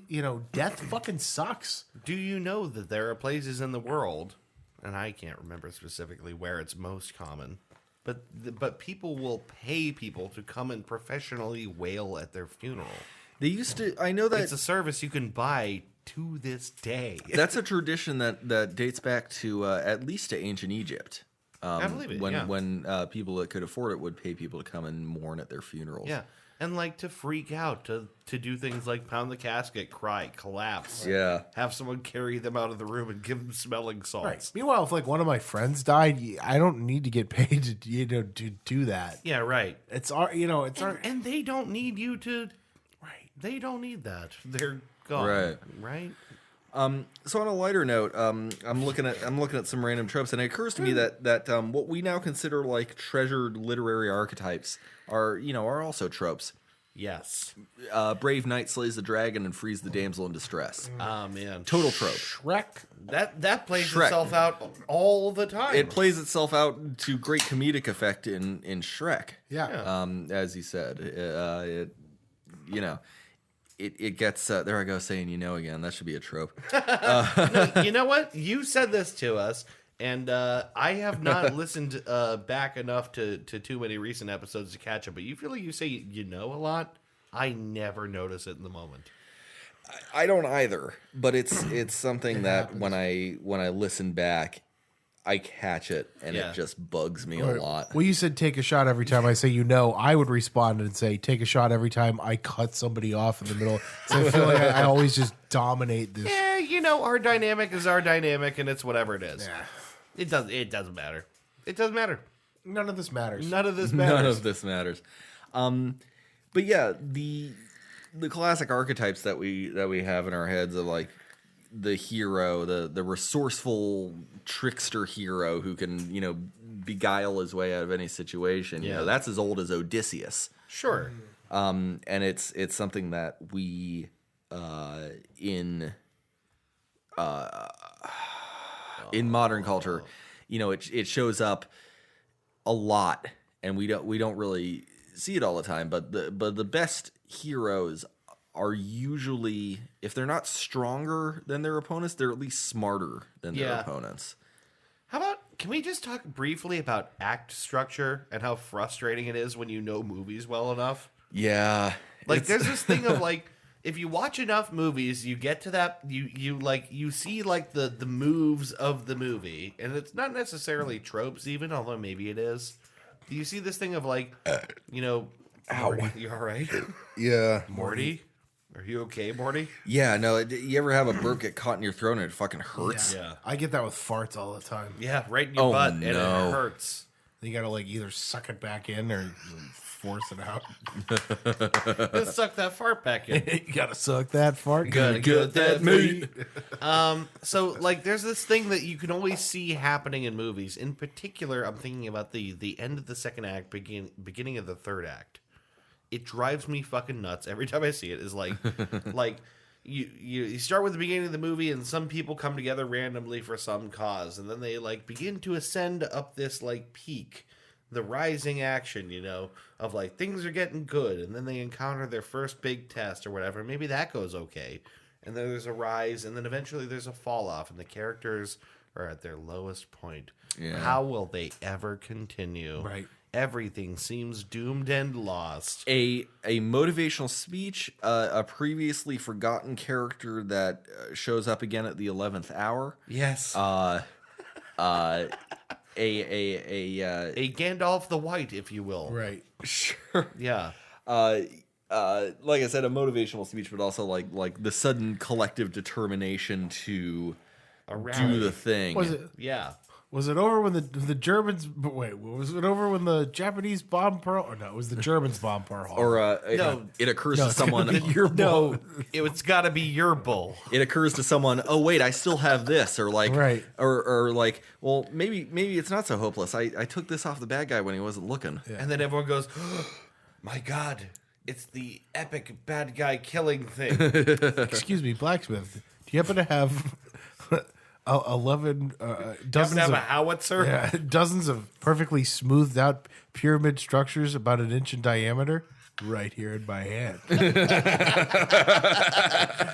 Yeah, like doesn't that guy like that? Doesn't that drive you insane when you're watching a movie and you can see it doing the moves? Sure. Like oh, everyone's real sad now, and I can't imagine. Allow what's me gonna to happen to next. counter that with an example of how to do it right.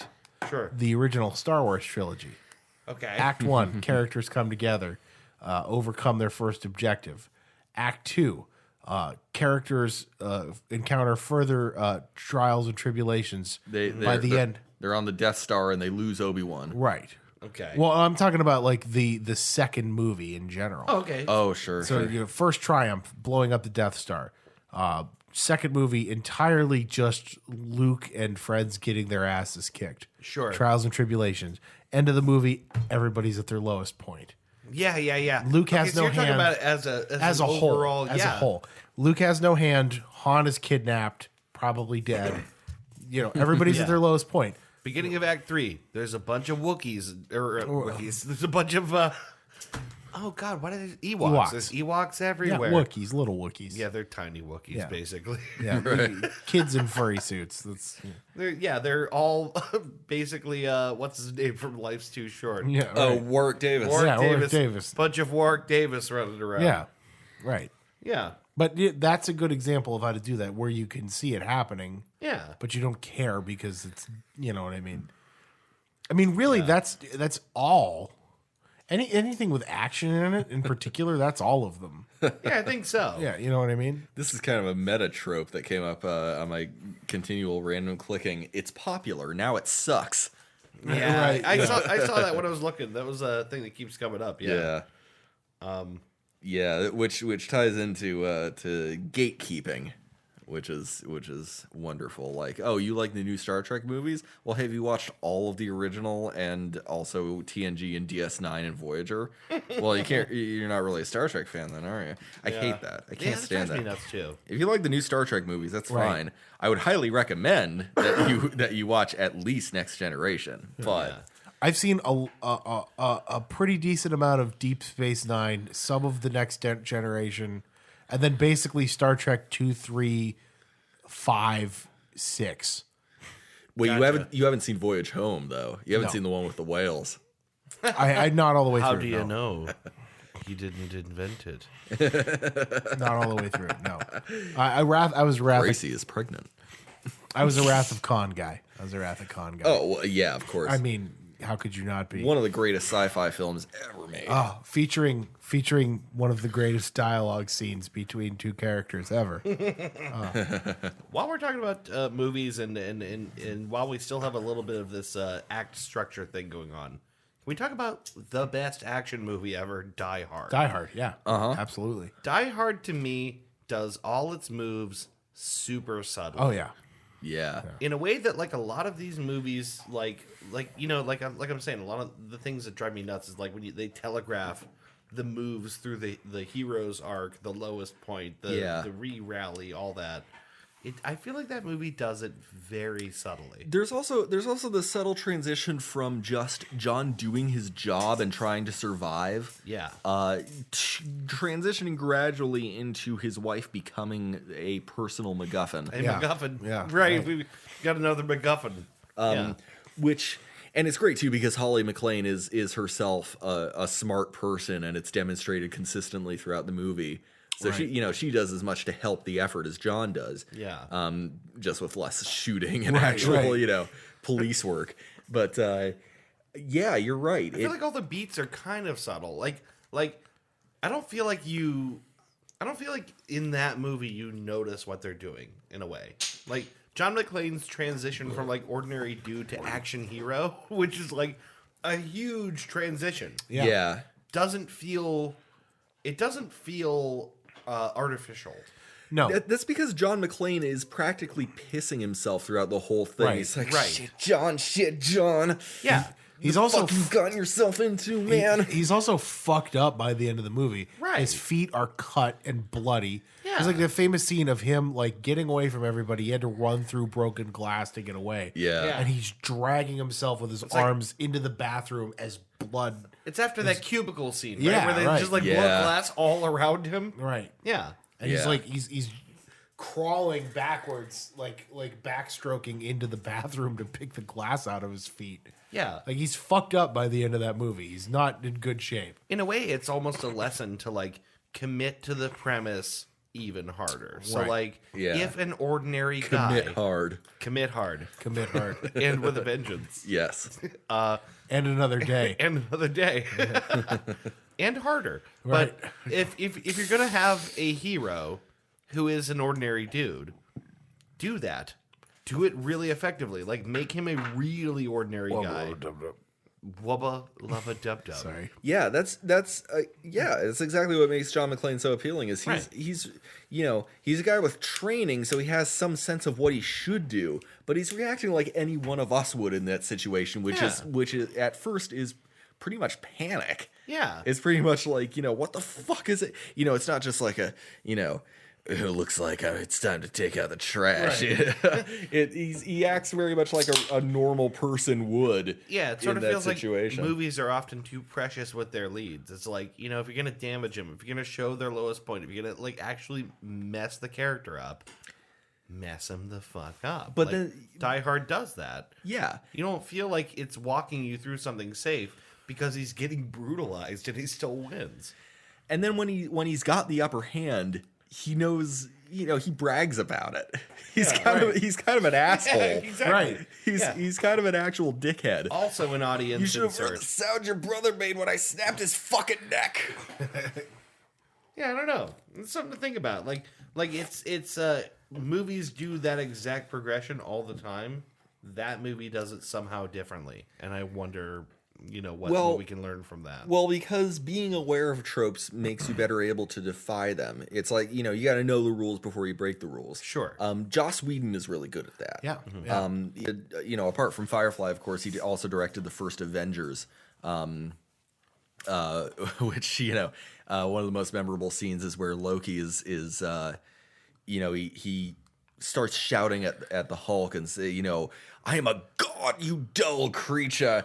And mid-sentence, Hulk just picks him up by the leg and starts throwing him around like a rag doll, Right. Or the scene we watched in I Firefly was just the gonna other say, night. right, where it's like, I will hunt the galaxy for you, and just kicks him into the motor, into the turbine, running right? engine, yeah. Right, yeah. What a beautiful Right. scene that was. I'm immediately into that show now because of that. Yep, that It's won like, me. yeah, fuck you, just blow. Because I even said while I'm watching, I'm like, shoot him, like just fucking Yeah, kill him. I remember Shoot that. up. I remember that. I was like, "Oh man, I can't wait for him to see this." Yeah. Like, just fucking Because shoot him. that was the moment too that I also Yeah. decided I was going to watch through the rest of the series. You know what? Because what it is it's showing you as a very astute viewer of media. Yes, I know what you're expecting. I'm willing to blow that shit up. Nathan Fillion is going to do the sensible thing that you want him to do. Right. Yeah, Right. he's going to do the thing that you as the viewer know has to happen. Right, But nobody does because it doesn't make for like a round arc. right. Yeah. He's gonna kick a guy into a goddamn, turbine. Mal has no honor. Yeah. He doesn't give a shit. He's not gonna let the guy go for Right. because he's a sporting hero. Yeah. He's kind of a piece of shit. Incidentally, that's why I really like Joss Whedon did a movie called Cabin in the Woods, which Wait, hold on. Wait.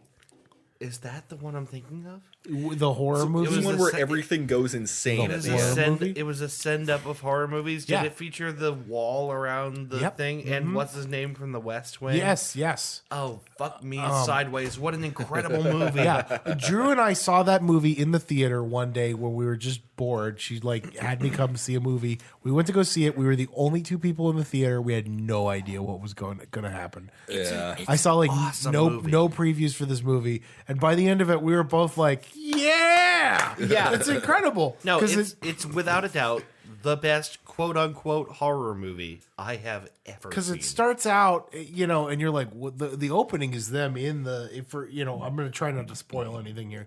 The opening is them in the control room, and you're like, what the fuck is happening? And then it's standard horror movie fare, and then everything starts to seem a little funny.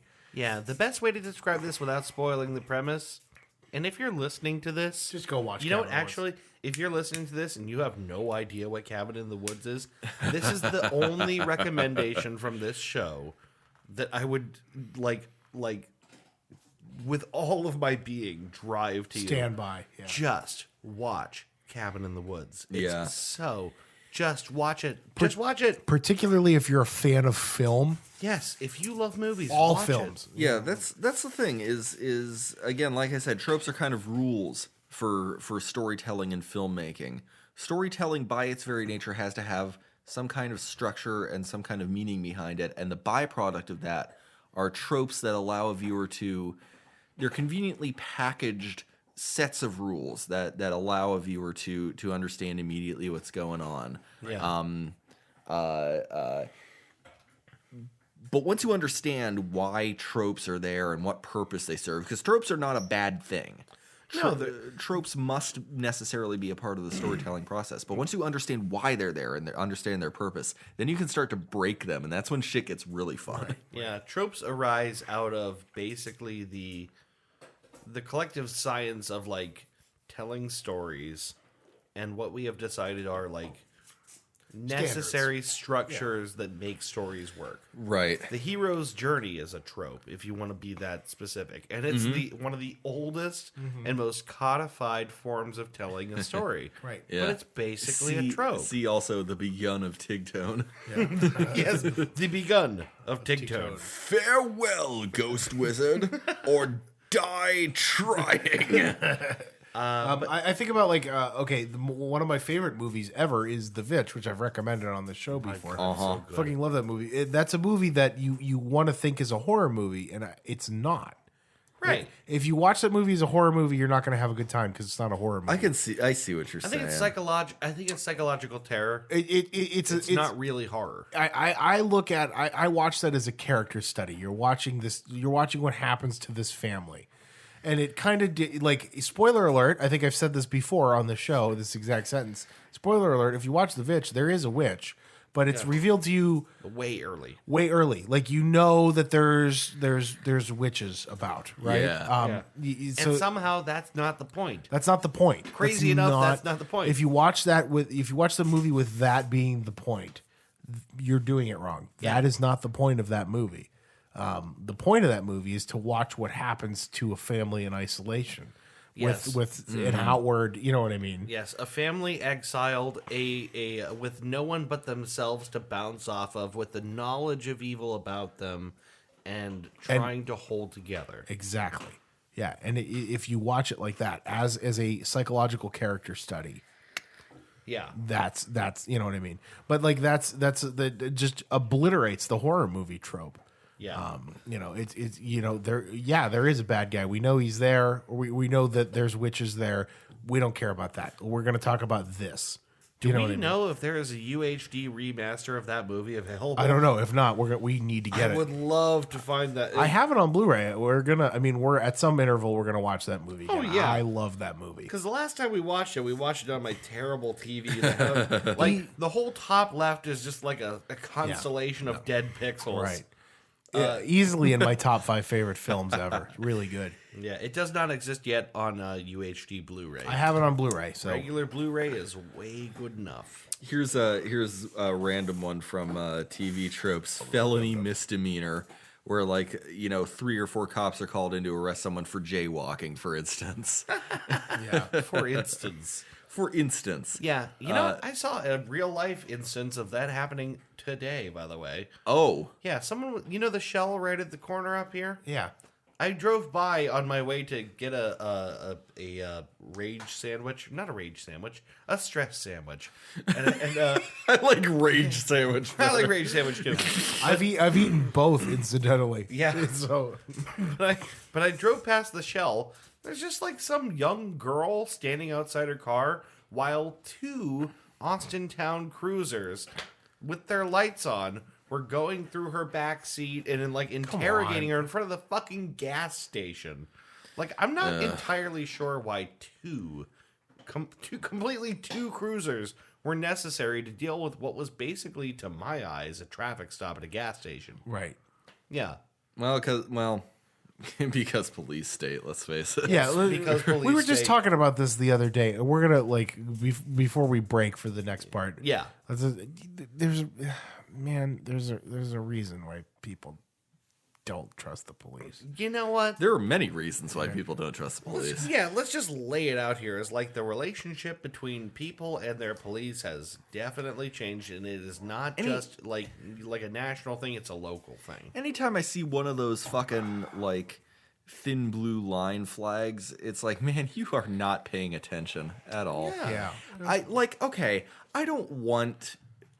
Welcome to the 3 dudes alienate half of the people that actually listen. I don't want a cop to just get randomly shot by a crackhead No, or of course anything not. either. That's a Of real course not. ignominious way to go. But, you know, if you're just unequivocally supporting the police no matter what, you're just not paying attention Right, at all. exactly. People have been given a couple of narratives to drop their heads into Yeah. without thinking. All right, let me leave you with this trope. Cops turning in their badges and guns. Get the fuck out of my office. Not a real thing that doesn't exist. No. Get out of here, Bobrovsky. Bobrovsky! Sergey! Bobrovsky! Yeah, that's a great thing. Yeah. It's like, leave your gun in your badge, you son of a bitch. Yeah, like You're that. off the force. Like I still have guns at home. That's right. Like, Yeah, right. Yeah. Yeah, that dude doesn't like leave all his Right. guns. Meanwhile, I don't know if you guys know this. Police basically pay for their own guns when you take the job. Like you got, yeah, it comes out of your like. That's kind of bullshit. okay, I'll tell you this. I'll give you that. It's I'll tell you this. I'm sitting here with a decidedly not entirely sure how I feel about the police attitude. yeah. Possibly a negative one. I still voted for the police levy, Yeah. and I know a lot of people did not. Possibly and fine. and I get that, but I voted for the police levy because I didn't have to do that because I'm not in Austin town. right, it's an Austin Town thing. Yeah. But I voted for the police levy. See, I'm in Youngstown. I didn't Yeah. do Yeah, that. we had to vote for the Clean Water Initiative.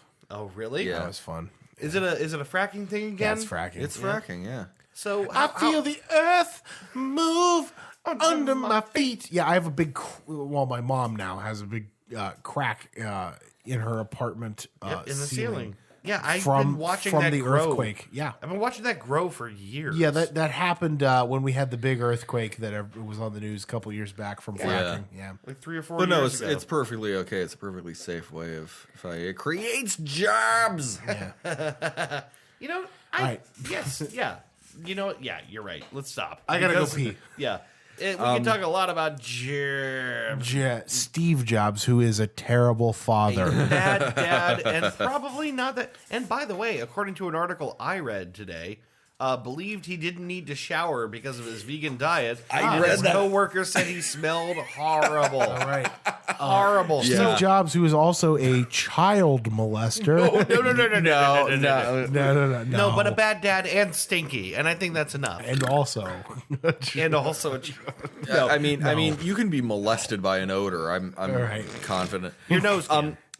Steve Jobs and Mark Zuckerberg have given rise to a new trope that I have taken a lot of delight in, especially with Grand Theft Auto 5, which is the visionary techie. Oh yeah, Where sure. you know it's like some fucking douchebag in trendy clothes who's like unveiling his newest version of his app, and Yeah, it's everywhere. Grand Theft Auto 5 does a great job of parodying it, and then the person in question in this game, you actually end up killing him. Yeah, for reasons that make perfect sense to everyone. Yeah, well, you don't mean to kill him. You're not told the whole plan, but it's hilarious. I want to kill those fucking guys. It's pretty great. It's pretty satisfying. I have to pee. Let's take a break. Yeah, this is a good place to call it. We're going to take a break and come back with the final chapter of this episode, episode 46. Yes. Of the Three Dudes podcast. In just a brief, but a moment, but a glance away. So stick around. Morty. Morty.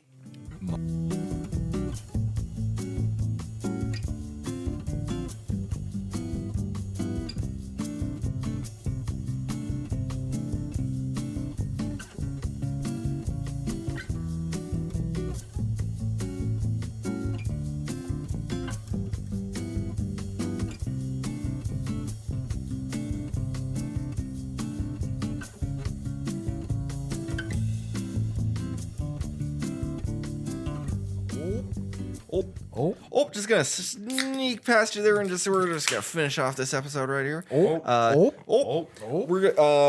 This has been episode 46, season 2, episode 15 of the Three Dudes podcast. We're so happy to have you with us. Of course, our topic tonight, of course, was tropes. I think it was I think we had a lot of fun. We had a lot of topic, Ben. Interesting things to talk about. We like movies here. We like media. We do generally. Yeah. Yeah, and it's good to talk about the kind of the things that make things tick. That's what I like. Yeah. Morty. But now we're gonna get into recommendations. And I would like to recommend two things that are related to one another. One is I'd like to recommend D's nuts, right, guys? You know what I'm talking about? One is generally necessary. Dwight, hold on, is it back? Do you hear that? It's back, man. You know what? Asshole. Here's the thing. Listen. Here's the thing. We can hear it, but they probably can't. They definitely we can definitely hear it. Horrible sound. No. God damn it, Dog! What are you doing? It doesn't pick up on the capture when you listen back. I don't know. It definitely doesn't. Boba is gnawing on a pork bone that is inside a metallic cup holder, and it is making a real hell of a racket. It doesn't show up. I don't know, man. I don't know. Anyway, my recommendation is a two-parter. There are two parts, two sides of the same coin. The first one you can probably do without the other if you're hosting a party or something. But I want to recommend the free community developed. I think it's community developed. I think people have made their own modifications to this. But it's a standalone music visualizer called Plane 9.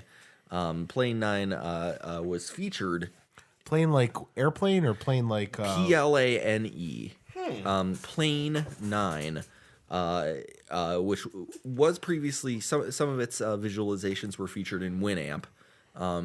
Just runs off, I believe, just off a standard like Direct 3D. But it also comes as a standalone music visualizer, and you can kind of customize. There's elements that are standalone. It'll say there are elements that are standalone, foreground and background, and you can set up your own playlists for these visualizers and kind of shuffle them or mix them up however you want. And boy, oh boy, in like just 60 frames per second, it looks incredible. It's good to have on if you're playing music at a party. Just get everything randomized and put some transitions in there. It's real cool. Lots of real gorgeous looking visualizations, and I'm sure there's more that I haven't discovered, downloaded yet. Again, this is totally free, Plane 9. Which leads into my second recommendation. If you're not using your recommendation, you mean? My recommendation is that if you are not using your desktop computer with two monitors, you're doing it wrong, man. Once you go to two monitors, you will never be able to go back. It affords you so much more workspace, so much more space for fucking around. And I recommend two monitors. Having two monitors specifically. There's two of them. Two of them. Fun fact about old Ben, two monitors. Two of them. I've got two of them. He's got two of them. Two of them. Once you start doing two monitors, you won't go back. But it's nice when you're doing some work in one monitor and you've got some like real intense music playing, and the second monitor is just plain 9 visualizations. Yeah. Nice. It's super nice, especially when it's just like nice and dark out. You don't have work in the morning. You can just like have all these, just lights blasting, right at you. Yeah.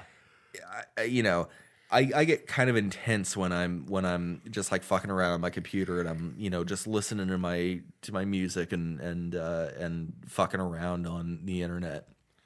I'll add to your recommendation to say that Yes. every time I go to my office to work, I have a nice set of 2 displays plus my laptop monitor that I work off of. I have a very hard time at home working off of one tiny little laptop display. Yeah. Productivity. You just need more space. Right. I really I hate working without another monitor. Yeah,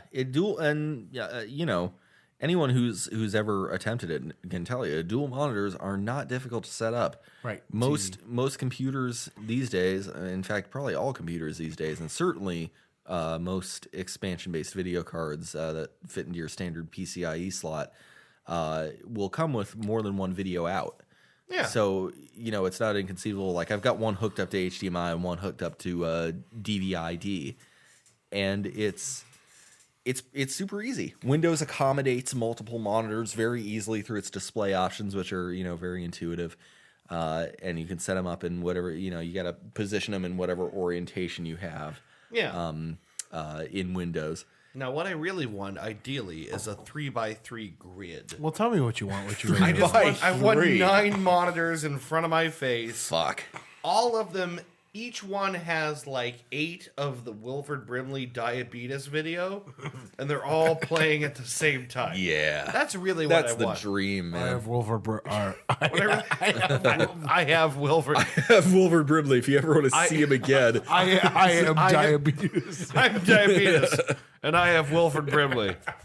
Wilford Brimley. I've been considering expanding to a third monitor, honestly. Yeah, it's not a bad idea, actually. I mean, it's. I think it's actually kind of like the gamer home default kind of thing of like 2 monitors is great. Yeah. 3 is basically ideal. Right. I only need the one for gaming. The one. Yeah. My main monitor, goes at 144 hertz. Yeah. So, it can display up to that much in terms of frame rate without any tearing. Yeah. But yeah, I mean 2 monitors. Once you go 2 monitors, you will never go back. It's extra It's another work. classic trope. It's extra space you never. You know what I'm talking about? Once you have 2 monitors, Everyone always says. you're gonna get diabetes. Everyone always says classic trope. You have 2 monitors. You gotta watch your blood sugar constantly all day long. What are you doing? Brimley, and I'd like to talk to you for a few minutes about diabetes. All right. Actually, about This is what we're doing now. and how it's affected me in my life. Diabetes testing When supplies. I was first diagnosed, I was here. I just wanted to hear him say diabetes. Diabetes. No one says diabetes like Wilford Brimley. Diabetes. Oh, It's also diabetes. it's not diabetes. diabetes. I'm Wilford Brimley and I have diabetes. I'm Wilford Brimley, and as you can tell by my I have diabetes. Diabetes. Yeah, so those are my recommendations. Sorry. Plain 9, great free Nice. standalone music visualizer. Is it just a Winamp plugin, or is it like a standalone? It's a standalone thing, but it also, I know, for the last kind of years of Winamp's life, it did come standard as a plugin. Nice. So it can be used, but yeah, it can be a standalone visualizer for whatever sounds are coming out of your system. Okay. Which is super nice. Nice. Especially if you're like me and you like to just blast music through your headphones. Yes.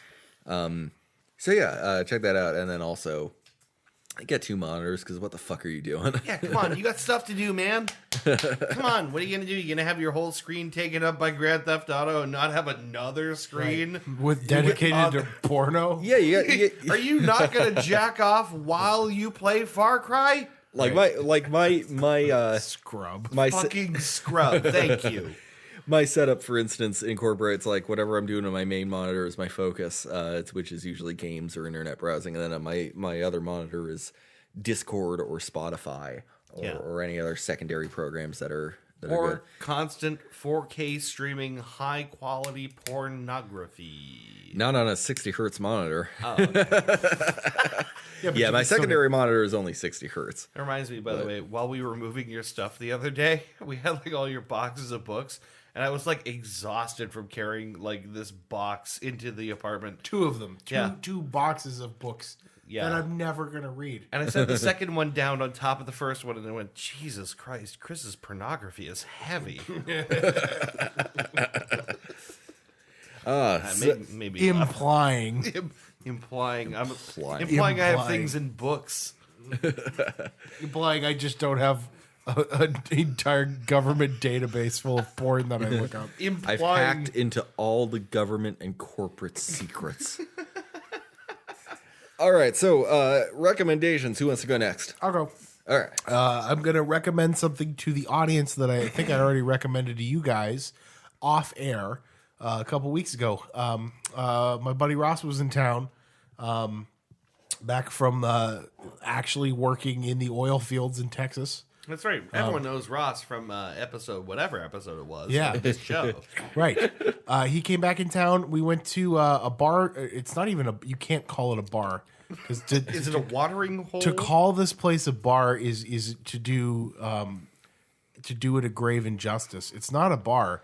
I know what you're talking Yeah. about. Like calling a taco cart a restaurant. It's like the alcoholics equivalent of TCBY. Yes. No, it's the better What? thing, Ben. It's better. What's- It's better than a bar. It's a place downtown called the Whistle and Keg. Okay. It's on West Federal. I get what you're saying. Basically, the premise, it's just like a frozen yogurt place, but with beer. So he has little kegs set up behind this gigantic wall of taps. That's what I have to say about that. Morty? No, wubble of a dub dub. Oh God, I'm sorry about that one. Yeah. Ooh. Whoa. Oh God. Yeah, Yeah, just keep doing that, please. Thank you. Just wave that Wubba anywhere but here. dub dub. Anywho, My Anyway. anus is in great pain. Yeah. But no, the Morty. Morty. oh my God, stop! My God, just let's get back on. Sorry. Oh God, this is derailed. Yep. Completely. Yep. The place is called the Whistle and Keg. It is. Yes. I wouldn't call it a bar because it's kind of like a self-serve place.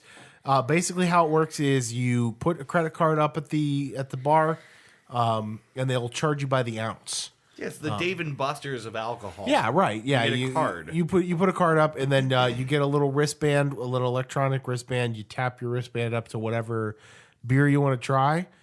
Are you okay? Yeah, what's happening to you right now? Are you just chuckling to yourself?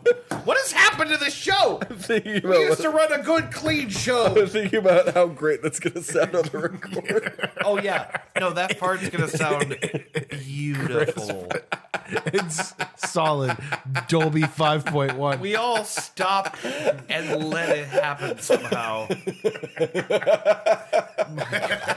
has happened? My God. What time is it? What are we doing? Anyway,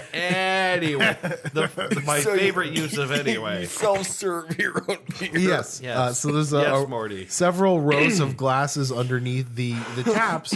You tap your wristband up to the tap. You get to pick whatever beer you want. Yeah. And it'll, it goes by the ounce. So they have a price per ounce, and you get to sample what you want to sample. What the fuck is happening? I got the giggles. What is happening to our show? Whistle and Keg downtown, everybody.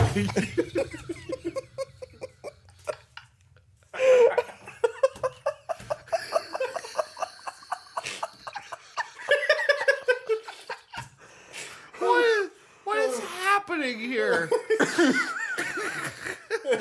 I'm sorry. I can't. You just picturing that nice meaty fart just rippling through the ears of the unsuspecting fucks who are listening right now. That's so funny.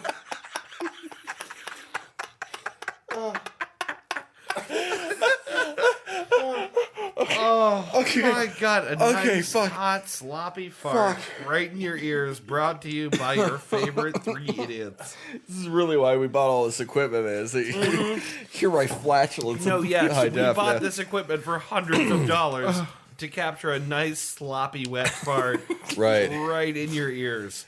So, Whistle and keg. you get the wristband, you pay for the, you hold it up to the thing. It's like Dave and Buster's. Whistle and keg. That's such a great idea. Like, I haven't been to the Whistle and Keg, but I've been to its counterpart in Cleveland, which is called Wild Eagle. They give you like a plastic card that you hold up to the thing, and it'll track like, because it's by the ounce. Yeah. Like it's just like filling up your gas tank, except you're getting drunk. Right, yeah. And it's great. We went in there and we're like, you know what? We're not going to drink a whole lot. We're just going to sample some stuff. That is not what happened. Incidentally, we ended up drinking a lot of beer. But it's nice because the cool thing is when you walk in there, it's never the same beers that are there. He changes the kegs out. Nice. So you get different beers every time you go in there. It's like one keg and then it's gone. And then you get something new that you get to sample the next time you come in. Yeah. So it's called the Whistle and Keg. Really cool.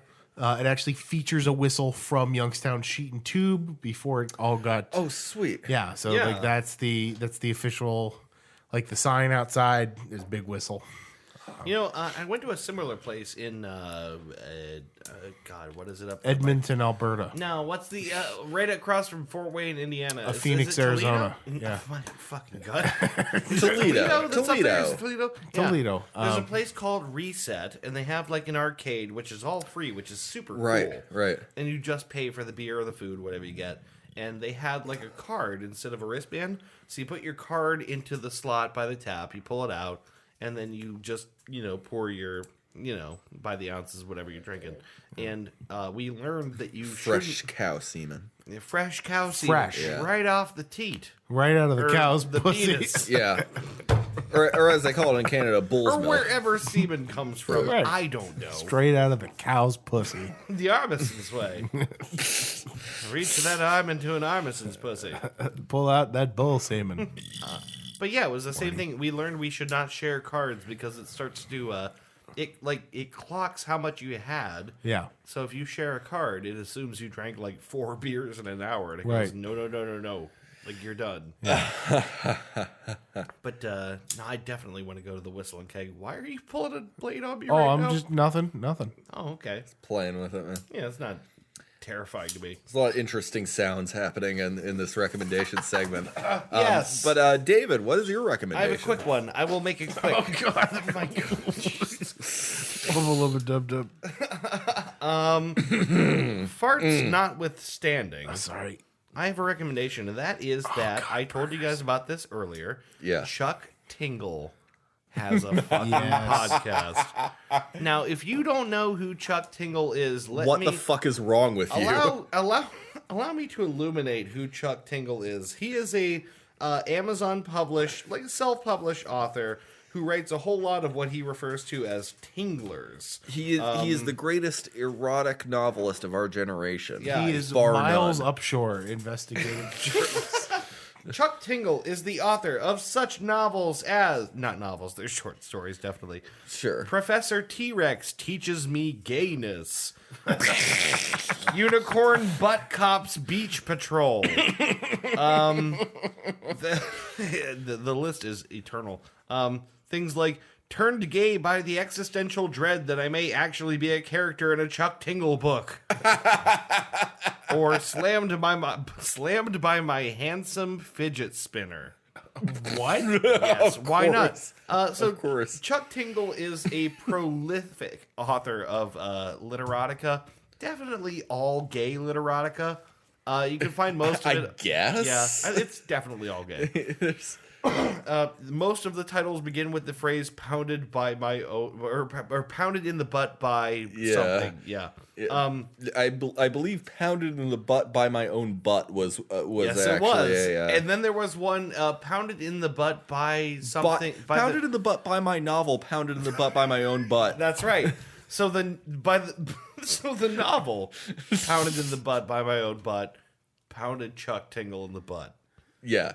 Anyway, I presume he's got self inserts. It's not a very Anyway, Chuck Tingle has a podcast now in which people read his literotica. The podcast is called Pounded in the Butt by My Own Podcast. And I have listened to exactly one episode of this. I listened to it the other night, and I felt really uncomfortable, in complete honesty. You don't say. It's the kind of thing you should probably listen to just by yourself. Or only with people that you really are comfortable. So I shouldn't pull this up at one of the public terminals in the library. No, and in fact, I will tell you, there was a recent Reddit Today I Fucked Up post called Today I Fucked Up by listening to Chuck Tingle's podcast while my water meter worker was in my house or something like that. A guy, I swear to you, this guy's story was the city required everyone's water meters to be replaced, so they sent a plumber. And he was listening to Chuck Tingle's podcast, and the dude abruptly left, and the city refused to reimburse him for the work. Like, the dude didn't finish. So he had to, like, hire his own plumber. Oh my god. Oh my god. Because, again, to be super clear, what's happening is it's like gay literotica that maybe not everybody wants to hear. Like really, really stupid and weird gay literotica that no one is Really getting stupid. off to ever. Right. The episode I listened to was entitled Slammed in the Butt by My Handsome Laundry Detergent Pod. Read by Justin McElroy. That's right. Now, Justin McElroy, if you don't know who he is He's one a of these... golfer. He's... No, that's Rory McBoring. Rory McNutt Tiger. Yeah, Rory Mc isn't Tiger Woods give up. Irish white Tiger Woods. Phil Mickelson's four-way with another couple. Pounded in the butt by my overeager caddy. That's probably out there. Justin McElroy is one of the three brothers involved in the podcast My Brother, and Me. Have you ever heard of this? It was a show on Nickelodeon. No. Not Nick. No, it can't be. No. No, I'm fucking with you. They did do a show, but I think My it was Brother and Me was the show I'm talking about, and it was They did do a My Brother and Me show, but I think it was on CISO, which is now owned by Verve. I don't know all these fucking apps. I know, just like throwing shit out there. I know CISO. Anyway, CISO is comedy specific. Gentlemen Yeah, Lobsters right. was on CISO. yeah, that's right. That's right, Conroy's show. Yeah. So my recommendation is listen to any random episode of this podcast. They're all going to be good. I will tell you the titles quickly. I'm gonna start with this one here. Yeah. Bigfoot. Wait, hold on. Yeah, that's it. Bigfoot pirates haunt my balls. Yeah. Bigfoot Pirates on My Balls is one. I'm gay for my living billionaire jet plane. There's Butt Wars Rogue Buns. Pounded in the Butt by My Own Butt, read by Cecil Baldwin. No shit. Who is that? I don't Alec know. Baldwin's. You know, distant Ward. Baldwin. Alec Baldwin's distant Baldwin. His second Baldwin, twice removed. Anyway, listen to Chuck Tingle's podcast. Yes. Listen to it. Maybe listen to it alone. Definitely listen to it. It's just, here's the thing I learned while I was listening to it. Blast it out your window. I realized it's just gay sex. I was like, oh wait, this is just gonna be like a funny. No, it's just gay sex. So if you love gay sex, listen to it. I mean, yeah. It's not serious. It's not like satire. It's just gay literotica. It's usually with some inanimate object involved in there that is also sentient I thought it was gonna be funnier. Gay. and gay. I thought it was gonna be funnier. It's just gay sex. So I mean, like, you know, yeah, I like sex. yeah. Doesn't matter if it's Now imagine one of those women is instead a man who's a Tide Pod with rippling abs. There you go. hot. Yeah, pretty good, right? Anyway, that's it for recommendations. All right. Well, what, if anything, have we learned? God. I've learned that cell phones have ruined movies. Yes. Not just in the audience sense, but also in the plot sense. Yeah. Yes. Get Both. cell phones out of movies. You're right. I learned that the U.S. standard measurement system is terrible. Yes, it is. I learned that I'm ashamed to die until I have achieved some victory for humanity. I've learned that there is such a thing as a terrible McMuffin, apparently. Oh, yeah. I wrote shitty McGuffin attorney at law. I wrote Pizza Hut doesn't want you to enjoy their pizza, actually. No, they don't. I learned exactly what Hans was doing on the roof. What are you doing on the roof, Hans? What are you doing on the reef, Hans? Hans Grouper. I learned that murder is slippy. Yeah. Murder is slippy. I learned that Antioch College is definitely not fucking around. No, they are not. I learned that girls can be shooty gun action heroes too. True. I learned that Chris's favorite trope is the McMuffin. Obviously. Naturally. I wrote maximum overdink. Maximum overdink. Yes. I learned that once you get 2 monitors, you'll get diabetes. Diabetes. I learned that we are here to fart directly into your ears, and you are welcome. The last thing that I wrote is Warwick Davis was all of the Ewoks. That's canon. They're Canon. all Warwick That's Davis. canon. They're all Warwick Davis. Every single one of them is Warwick Davis. Well, all right. I think this was a productive episode. Man, a lot of farts on this episode. Yeah, so many hot, beefy, Yes. steamy, and vibrating farts. Not wet. No, not wet. Not wet. Steamy. Dry, boisterous tuba farts. like a hot spring wind rippling through. My asshole. But not wet. Not wet. Yeah. Not drippy. Old drippy. So until next time, keep your eyes open. Try to ignore the fact that we've just spoiled. You just don't get it, do you? Yeah, right. God, look for it. No, fuck Look it. for it. Look You're for not it. going to be able to help looking for Yeah. it. You It's just- gonna show up everywhere. Morty. You still don't get it, do you? You just don't get it, do you? Look at you. You still don't understand what's happening here. Oh, what a horrible trope. It's yeah. Anyway. Anyway. Take care. Next week we come back and Drug Fuck. will be hosting. All right. Morty. Have a fucking good one, ladies and gents. Yes. See you next week with another episode of the Three Dudes Podcast. Morty. Three Dudes Podcast. Baby. Morty.